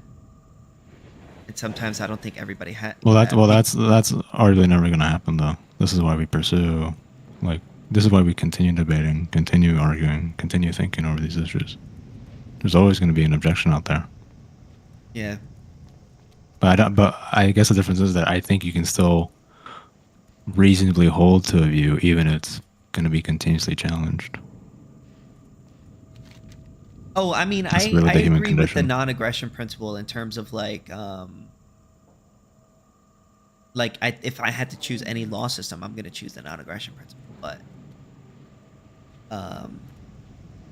if people have arguments for me about the non-aggression principle being true, I don't know if I have the right answer. Because are you saying you don't know if you have the right answer if someone presented you with an argument for the NAP being true? No, if so like if somebody came up to me and said, "Come, Sithis, prove the NAP to be true," like I couldn't really. I don't think I could coherently do that. Why? Like, as in, you can't appeal to a further premise or a further reason to defend it? No, because I don't really know whether or not those further reasons are right. Because there are things that I've heard objections about it that I don't even have an answer for. And when I feel like I don't have an answer for it, I can't say that I'm confident that it's right. Yeah, but the thing is that, I don't know, for any belief or for any principle, it's either you... Well, there's going to be moments where you gain more confidence in it if you're able to defend it further. But then I think you would agree that there are also situations where even if you provided like further reasons why you believe a certain principle to be true, it actually makes things less clear or less obvious. So if those further reasons, if you find them to be less clear than the principle itself, I think you're better off saying something like, well, I hold to this principle because I think it's intuitively true, and maybe your method is that I want to start with things that are as clear and obvious as they can be, instead of trying to prove the clear from the unclear. I guess you could say that. Yeah. Yeah. Yeah. So then if that's the case, right, where we have, we start with things that are as obvious to one's mind's eye or one's cognition as they can be. But I feel like when it comes to subjectivism, right? Okay.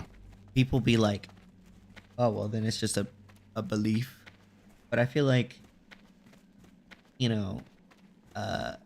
if you're saying that your belief is just a belief too, then we're on the same page. And it's just like, if you believe that yours is objective, then you have to prove that, right? Why? Well, because you can't just go around saying it's objective if you don't have the answer. Like, you know what I mean? No, well, there's a difference between not having like a full answer such that it satisfies anyone that asks it. Presumably, there are people who, even if you provide to them like a proof, let's say of some rigorous, like mathematical fact or some rigorous mathematical equation or something, there's going to be obviously people who just don't grasp it or don't understand. But that's the more so a problem on them, not with a problem with the view and or the principle in question, or the proof in question, really. So, I guess my thing is just like, if you believe in something and you get a question or are challenged in a way that you don't know the answer to, like, my thing is just like, I try to learn what maybe the rebuttal will be, but if I don't know there is a rebuttal, then I'm just like at the point where I'm like, oh fuck, well, is this true? And I'm fixated on that, you know? But why? I'm understanding you. I think this is a episode that everyone goes through, or maybe a phase. But like, why think that truth should like always be about whether you know the answer to every question? Like, I would assume that if someone's asking me a question, let's say I get stumped, right? Everyone gets stumped, right? Mm-hmm. Naturally, I think, I don't know if I'm speaking for myself, but I think naturally, when you get stumped, it's not like you fucking drop the belief. Well, no, what usually happens is that you get stumped, you do more research, and the objection went wrong somewhere. And then you still remain holding to your belief. Or maybe the objection did hit. It did, leave a mark. But instead of dropping your belief, no, you don't do that. Instead, you revise it. Or you make a more modest thesis. So the view is still on the table. Then I feel like I'm being like dishonest, because then I feel like I'm representing something I don't even know what I'm true or not, or I don't even have the answer for. Like, and I don't want to. Well, even if, okay, sure. I mean, that's a virtue. I don't think that's a vice. But even then, it's like, even if you can't get at the fullest truth or whatever, and whatever you want to take it to be, at the very least, you can agree that it's more plausible than not. If it's more plausible than not, then it's okay to keep pushing forward. Or at the very least, we should try to reach the truth and keep seeking it as far as we can. Because there are moments where I think where you get stumped, or if you stump another person, although maybe you didn't completely defeat their view, at the very least you made them, or you made yourself closer to the truth than before, and already that's progress. So you can still remain holding to your view. Yeah, maybe. I mean, maybe the NAP is true. But I just don't like it when I say the NAP is true, and then everybody always comes to me and says like, "Oh, well then, what's your reasoning?" And then it's always like a pick apart, right? It's just like everything that I say is always picked apart, and it's just like, ugh, I don't have the knowledge to really make all these arguments, you know? Well, the thing is that when people ask you what are your reasons, right? And if we're discussing, yeah, and if we're discussing like, okay, well, the NAP is on trial, I guess. Like, how do you think, given everything we stated, like just now, especially earlier, how what do you think would be like the best method, most plausible method of trying to see whether a principle is justified or not, or one should reasonably hold to it? Like, how do you think we do? How do you think when we do like ethical theorizing? What do you think? Like, how do you think we do it from your experience? Like, are you asking me like what do you think the best way to convince people? Well, no, not the best. Well, I think the best way to convince anyone is either through extreme violence or sophistry. But I don't think that's. Well, I would say, from my experience. Well, actually, no, I do think that's most convincing, but it's not good. But yeah, go ahead. Sheesh. I would just say, from my experience, I think what tends to convince people is the practical reality of it, AnCap.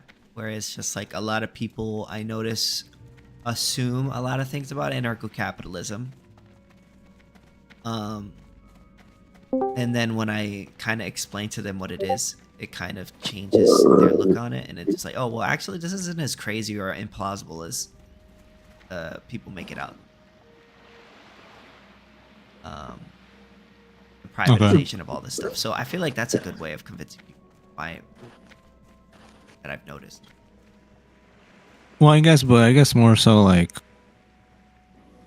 because there's a distinction between something being convincing and then something being, I guess, convincing but also like warranted. And there's also cases where something can be warranted but it's not as convincing, right? Sometimes convincingness, that's like because it has, I don't know. Since it's related to like something about someone's psychology, whether something's convincing, right? Not every argument or not every case is going to convince someone, and then they change their mind about it. So it can be person relative. But even if it's even if it is person relative, then the question remains, like with your answer, you said, okay, one reason or something that do help out in convincing, maybe arriving at the truth of something, is pointed to a case where this principle is able to conform with practical reality, or it's able to capture some nice aspects of practical reality, right? Yeah, I noticed that reality. People tend to be like very like I know like your average person generally are very like, they tend to be very practical minded, where it's just like, oh, I just don't see that working.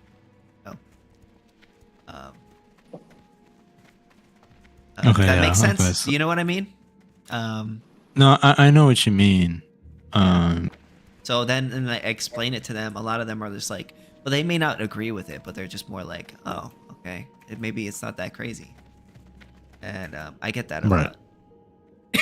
Okay, but I guess, I at this point though, if the principle, let's say it did, I know you don't think this yet, or maybe never, but if the principle, or if any more principle, leads to something crazy, or multiple things that are really crazy, like, do you think it is more plausible than not to believe that the principle should be withdrawn? No. Because then it'll be like, that's kind of like, that would be kind of hypocritical. You're right, but I don't. then here's an issue we may face then. Like, presumably, the reason why you hold to your principle is because it's able to account for why rape is immoral, right? Well, why is it rape? I mean, it's not the only reason. Well, I'm not asking why rape is immoral. I'm not asking you why rape is immoral. Like it's not. That's not the only reason. It's just fundamental. It's not just simply rape, but in all cases of an unconsensual act, initiatory violence. Right, but rape is a paradigm case of I mean, that's a pretty fucked force. up case. Yeah, definitely. Yeah. But the thing is, I'm not saying I'm gonna be able to show this, and I don't think I would be able to. I'm just gonna like be blunt about that. But suppose that someone like me or someone else were to somehow show that the NAP actually did end up like justifying rape. I think at that point one should withdraw from the principle. That would be impossible. And the reason why would because, I mean, unless. Or how about this? Well, actually, how about this? I'm gonna give you this.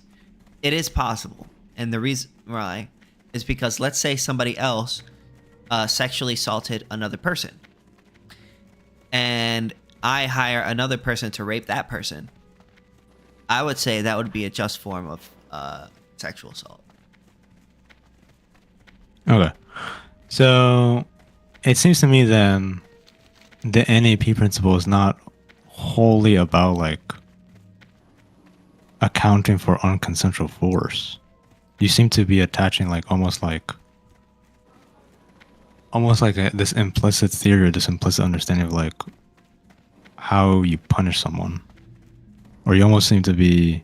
Well, I mean, that comes out... I mean, you have to know whether or not... I mean, the initiation of... You have to know whether or not there's an initiation of a conflict or what you're doing is an initiation of a conflict, you know? So, if you were to tell me, like, somebody raped somebody, would it be okay to rape your rapist? I mean, well, I might think is like, oh, well, was raping your rapist an initiation of a conflict? Well, no, because that's restitution for your crime or retaliation for a crime done. That's like how I think. So it's retribution. But that's... Well, hold on. That retribution part, that's not... I don't think that's an essential feature of the NAP. You're adding to it. You know what I mean? Like, you know what I'm trying to say? Like, it's that's after part. That's an after theory of. I mean, you have like there's the non-aggression principle, right? But then like, what do you do when somebody like violates the NAP? Well, there's a whole other theory of like rights and punishment and stuff like that that comes after that. No, I understand that, but it's best to try and stick with like one principle here, or at least with one theory, right? I mean, if you want to, it isn't that simple. Attach other commitments. I mean, well, okay, it all comes from the non-aggression principle, right? I mean, it all stems from the non-aggression principle, but it's just like, okay, well, what do you do afterwards? Like, okay, well, we got to figure out that the punishment that we're doing to that person doesn't further aggress upon another person. So it's just like we have to figure out, okay, well, if somebody stabs somebody, well, then you could stab them back, or they can pay you money. Yeah, but this is no. This is distinct from what warrants the NAP. This problem you're raising is the problem of what do we do if someone violates a moral principle, and this principle, belongs to AnCap, right?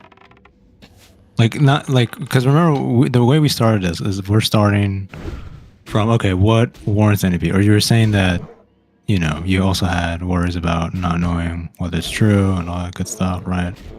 And then now I thought we made a lot of progress where, okay, I think we're slowly arriving at a method on how we, quote unquote, adjudicate which principle we keep and which principle we just politely decline off the table, right? Well, it's all based on, for me, I don't give up the principle of the NAP at all. No, I understand that. I'm not asking you to. I'm trying to figure out like what is a method? What's a good method or a methodology to rule out? Because you would agree there are some moral theories, right? Here, let me give you an example, right? Some people say that the pro-life view is absurd, right? And why is that, right? Some people say, well, given pro-life commitments, you would have to consider, sperm to be an individual with rights. Now, of course, there are counter responses, right? I'm aware that there's counter responses to that, and on and so forth. But I think you and I would agree, if that was indeed the case, right? If that actually was the case, that a view does, commit to sperm being an individual with rights, then then we rule out that theory. That view's off the table. The principle undergirding the pro-life view is off the table. Right. And so, if we agree on that, then what is it about that absurdity, or about that case, or about that quote unquote reductio, right, that makes someone rule it out, or be warranted ruling it out? Because generally they think it's absurd. Okay. But absurd from their perspective, I guess. Okay. From their perspective, okay. Do you think... Okay, so there's really two ways to detect if something's absurd.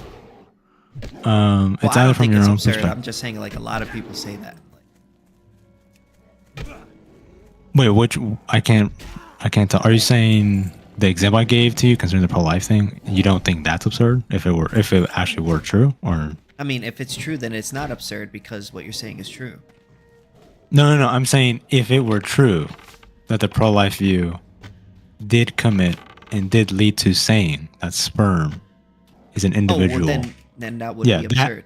Yes, okay, you and I would agree on that. Right, yes. Okay. And then you and I would agree, because of this absurdity, we rule it out. Yeah. That's off the table. Okay, good. So that's now... based on a... See, here's the difference, right? That is based on a physical fact of reality, whereas whether or not the non-aggression principle is true or not is not based on a physical fact of reality, as far as I can tell. Wait, what? So whether or not the pro-life true... Okay, so the example that you gave, right? The pro-life people are wrong because the physical fact of reality is that if they follow their thing down to the... They're like, down to their conclusion, it would be that sperm would be a human being, and your average pro-lifer would not agree with that. Now, if you gave me an absurd situation and I did agree with that, then I would be holding true to my principle. Hey. Despite the fact that here's an absurd conclusion. How is the game going? Wait. But the physical fact, it's not, truly speaking, it leads to some, or it's dependent on some physical fact. No. The reason why the case is absurd, or the reason why I think what best explains why the case is ruled out, is because simply it goes against something that we know better than its negation. It's something that's attached to us, a part of our daily lives, especially when we see how we naturally react to things, especially when it comes to seeing the science on what a sperm is. Now, of course, there's going to be views on what makes a sperm the same type of sperm over time, but that's just the view of identity, which then gets into metaphysics. But again, we're not getting into metaphysics, right? All I'm trying to show to you is that really, if a view goes against what I would say, right, or if it leads to something that's contrary to just plain old common sense, then it seems to me the view has gone wrong, and so it should be ruled out. Now, yeah, but I don't think that's true about the NAP. No, I understand that. I'm not saying you should, right now at least. Well, I'm trying to get at the method. You agree with the method so far, at least. Well, you could say that something might be absurd, because I don't think that, like, so for instance, some people might say not stealing a penny to save the world is absurd, but I'm able to see. But I am, but I'm still gonna agree with the non-aggression principle. I don't. Right, but okay, but the thing is though is that it's fine if you don't think that's absurd, and actually, somewhat agree with you in the sense of I don't think the NAP. I don't know if the NAP really commits you to saying that, but suppose that it does, right? Now, does that automatically rule out your view? Well, I don't think so. The reason why I don't think so is because the problem isn't necessarily NAP. The problem is more so your view, whether you think there is an action that is always wrong to do, no matter the consequences, right? That seems to the counterintuition seems to be springing forth from like a form of moral absolutism, right? It's not strictly speaking the NAP, and I guess a way to show that is if you know, I mean, natural law theory, that's a distinct moral theory. And Brian Basom, in his work Sex and Theory, sorry, he explicitly states that natural law theory is a moral absolutist view. That's such that it will be wrong to masturbate, even if, you know, the world was at stake or something, right? Or it would be wrong to lie, even if the whole world was at stake. Now, of course, he has his own distinct reason. His own distinct reason is because, well, it's wrong to lie because it goes against, you know, one's natural capacities or one's natural flourishing, what have you. And doing that is similar to doing like maybe a form of contradiction, or it's something you just don't do, right? But even then, I notice how that's attacking, or the counter to which is not necessarily coming from the principles of natural law, I would say. It's just coming from a form of what you think, whether you hold to moral absolutism or not, or you think moral absolutism is like really counterintuitive, which, you know, I think maybe, we should and follow then, the NAP no matter what. right, but we're not there yet. We're not there because we're going. I'm trying to set up a method for you because you told me you had worries about whether you know on how you know something is true. You had worries on how do I answer objections, and then when you try to see the objections for and against it, you know, it kind of led you into maybe some sort of agnosticism, or you just didn't feel as confident as before. Mm-hmm. And I'm offering you this is because, one, I think it's useful. Two, it's a method that's really widely adopted by philosophers. And then three, I think it's also a method that implicitly you have also used too, right? I mean, you kind of showed it when it came to the pro-life example. And the what? When it came to the pro-life example, like the hypothetical that led to... I don't know. I guess where I'm at is I just support the NAP, and like whether or not it's true or not is like I kind of just leave that to other people, or I'm just gonna do more research until I know the best answer for myself. Well, then I'm just gonna remain agnostic. I mean that's fine, but the thing is though is that if you're now going to remain agnostic, are you remaining agnostic whether it's true, or you remaining agnostic whether it's justified as a moral principle? Well, I think it's justified. I mean, whether or not it's like true in the sense that like, oh, prove that the NAP is true. Like, I wouldn't really have a good answer for that because I feel like my answers are not really good. But I think you would have a similar problem if someone were to ask you prove that it is justified. Mm-hmm. No. Well, justified in the sense that like, I guess it would depend on their values. I guess. Yeah, that too. I guess you're right. Yeah, probably have a problem with that because fundamentally, like, whether or not somebody supports the NAP or not, kind of depends on certain values that they have. Whether it's not they have a respect for like, it really depends on how much they respect for consent. Really.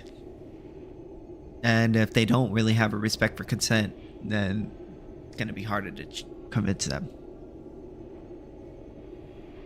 Right, but to be fair, I mean, we need to be charitable.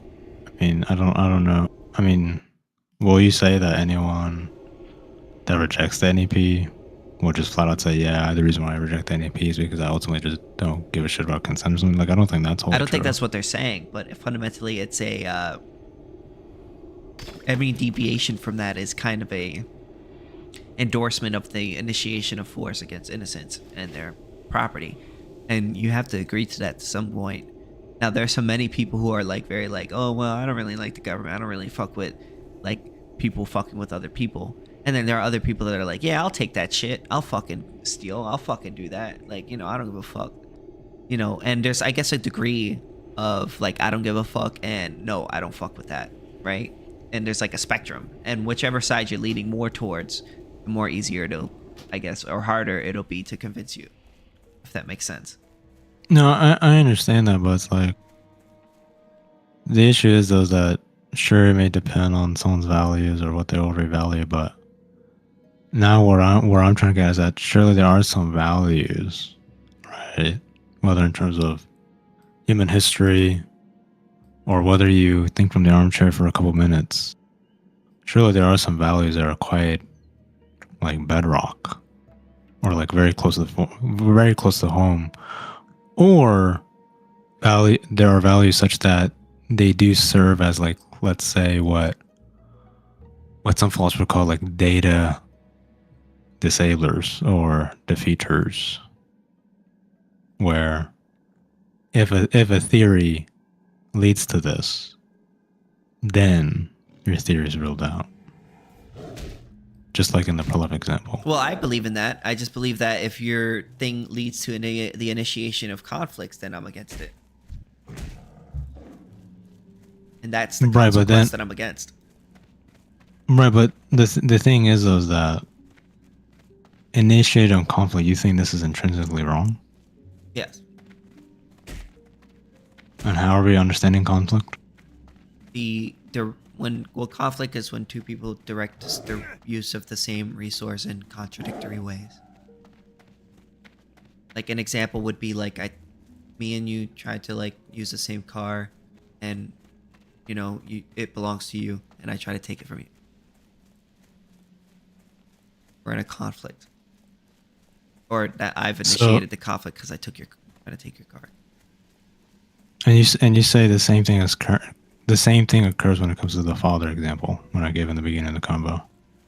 Well, yeah, if you're eating a dead body and that belongs to you, and somebody tries to stop you from doing what you want with your property, they would be the one that's initiating the conflict. Because you didn't initiate a conflict by eating a body, if it belongs to you. Like, you're not directing the use of another person's property without their consent. Right, but this principle, or as of now, the view amounts to no matter what you do consensually, and as long as it's consensual, no one has a right to disrupt that. Yep. I mean, well, as long as it's not initiating a conflict. But already baked in, already in the way I formulated, if anyone disrupts that, it is inevitably an initiation of conflict. Yeah. Well, the thing is, you can extracting restitution does require the violation of a person's consent if they don't want it to be done to them. So that's why we say the initiation of a conflict. No, well, yeah, but I'm not talking about like restitution right now. Like that goes more so into like, what do you do if someone violates like a moral principle? I don't want to get into that because that's a distinct debate. Yeah. I think you believe that it's still to be, I don't know, committed to NAP. You also must endorse that. But I'm not as confident in that. That's why I just want to focus on one theory. But and so, right, okay, and so you think. So what if someone were to say in the father example or any other examples that people have tried out to you recently, right? Mm-hmm.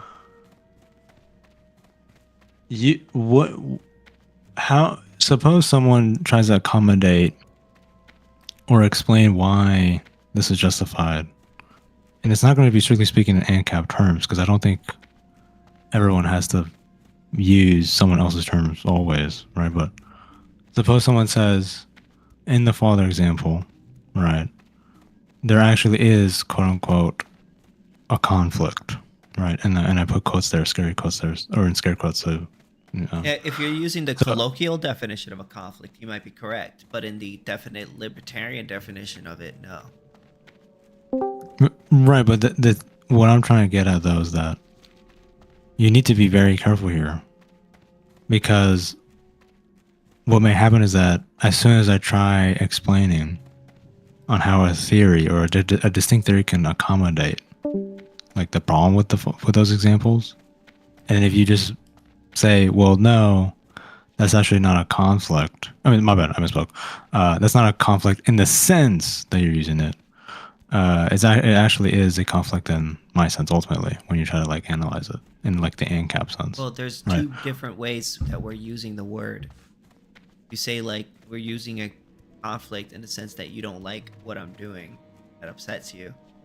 Then yeah, you could say that if that's how you define it, then yeah, you say that there's a conflict there. But if you're using it in the way that I'm defining it, then you can't say that, because from a conflict would just be the initiation of, well, not a conflict would just be directing the use of the same scarce resource.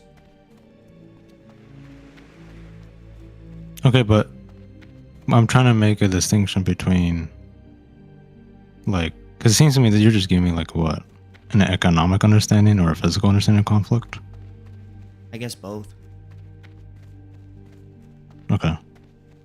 So if you're giving me both, but then if the NEP is concerned with either morality or legality, then what would be like the legal definition of it?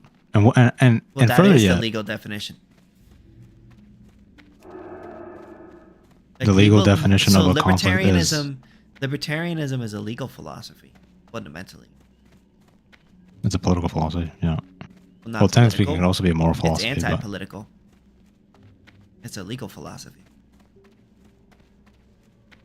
Law is a subset of ethics that deals with whether or not force should be used to stop somebody from doing something, and how we determine whether or not somebody should be stopped from doing something with force is whether or not they violently initiate conflict. Yeah, but no, I'm understanding your view. Yeah. I'm understanding your view. I've always understood your view. Mhm. I'm trying to lay the view out though, because it's not. Here's where I think the issue is arising somewhat.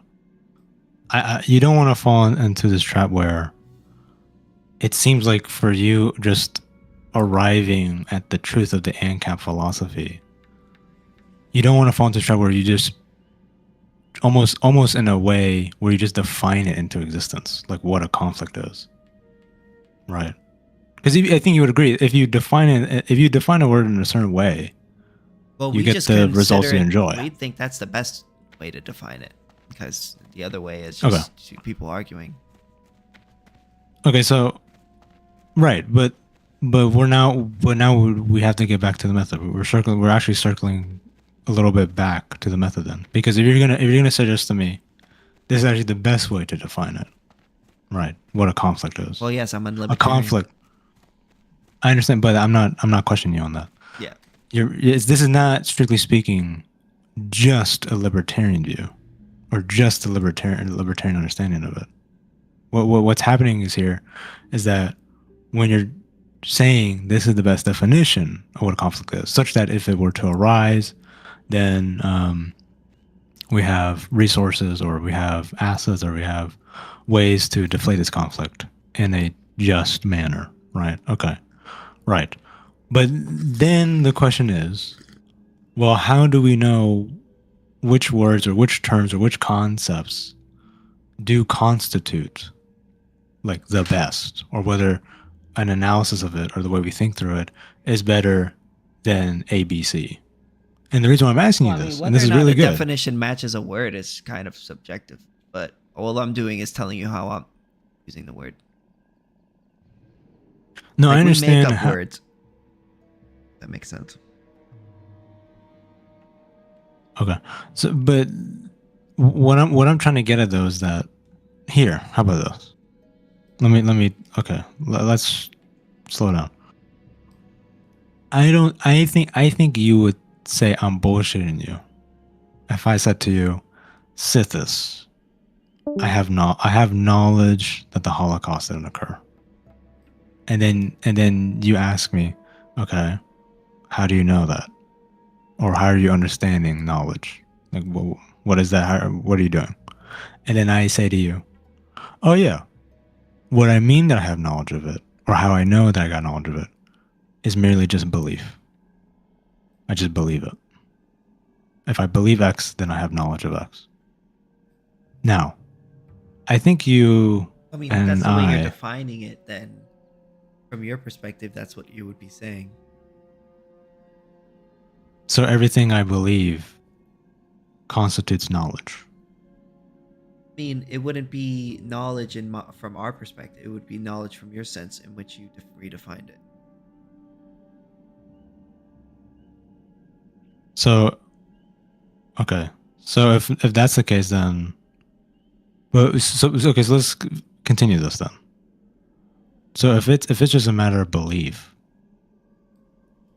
then this wouldn't we go on an infinite regress? I believe whether X. or not, what I'm saying is whether or not a definition is true or not, or the right definition is completely subjective. And if somebody defines something in a different way, like if I say, spiders are ants, right? And I just say every time I see an ant, I say it's a spider, right? I've defined it in a different way. So to me, it's a different word, So people use different words for different meanings. And what I'm saying is that from us libertarians' standpoint, we use conflict in a different way that your average person does. No, I don't understand think there's anything that, wrong with but it's that. of course you don't. But I'm understanding your view. I'm not challenging that you guys are using it in a different way. What I'm worried about now is because you're saying we just made it up. That's when it's subjective. You even said the phrase it's completely subjective. I don't think that's what's going on. Words are made up. Yeah, words are made up. Absolutely, they are. Right, but I'm concerned with definitions, like meanings. Well, we make up the definitions for words. Absolutely, like that's a fact.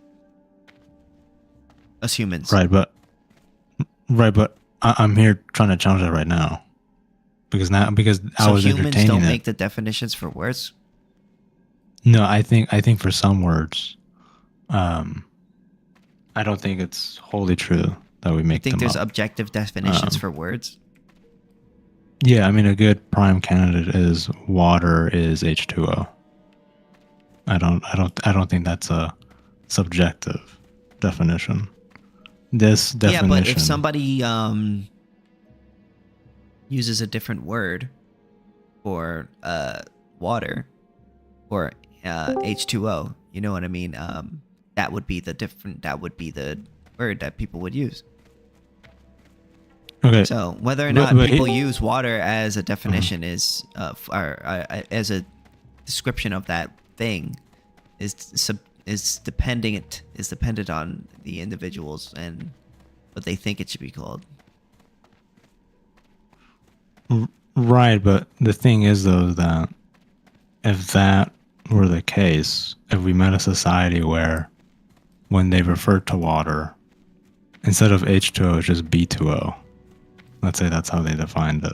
Yes, right? There are different countries with different languages, yes. Right, but that's not the point I'm making. Anyways, I gotta go home. I gotta go to bed, man, soon. I gotta go to bed. So, okay. I hope you have a good night, and I'll see you guys all later. Yep, peace.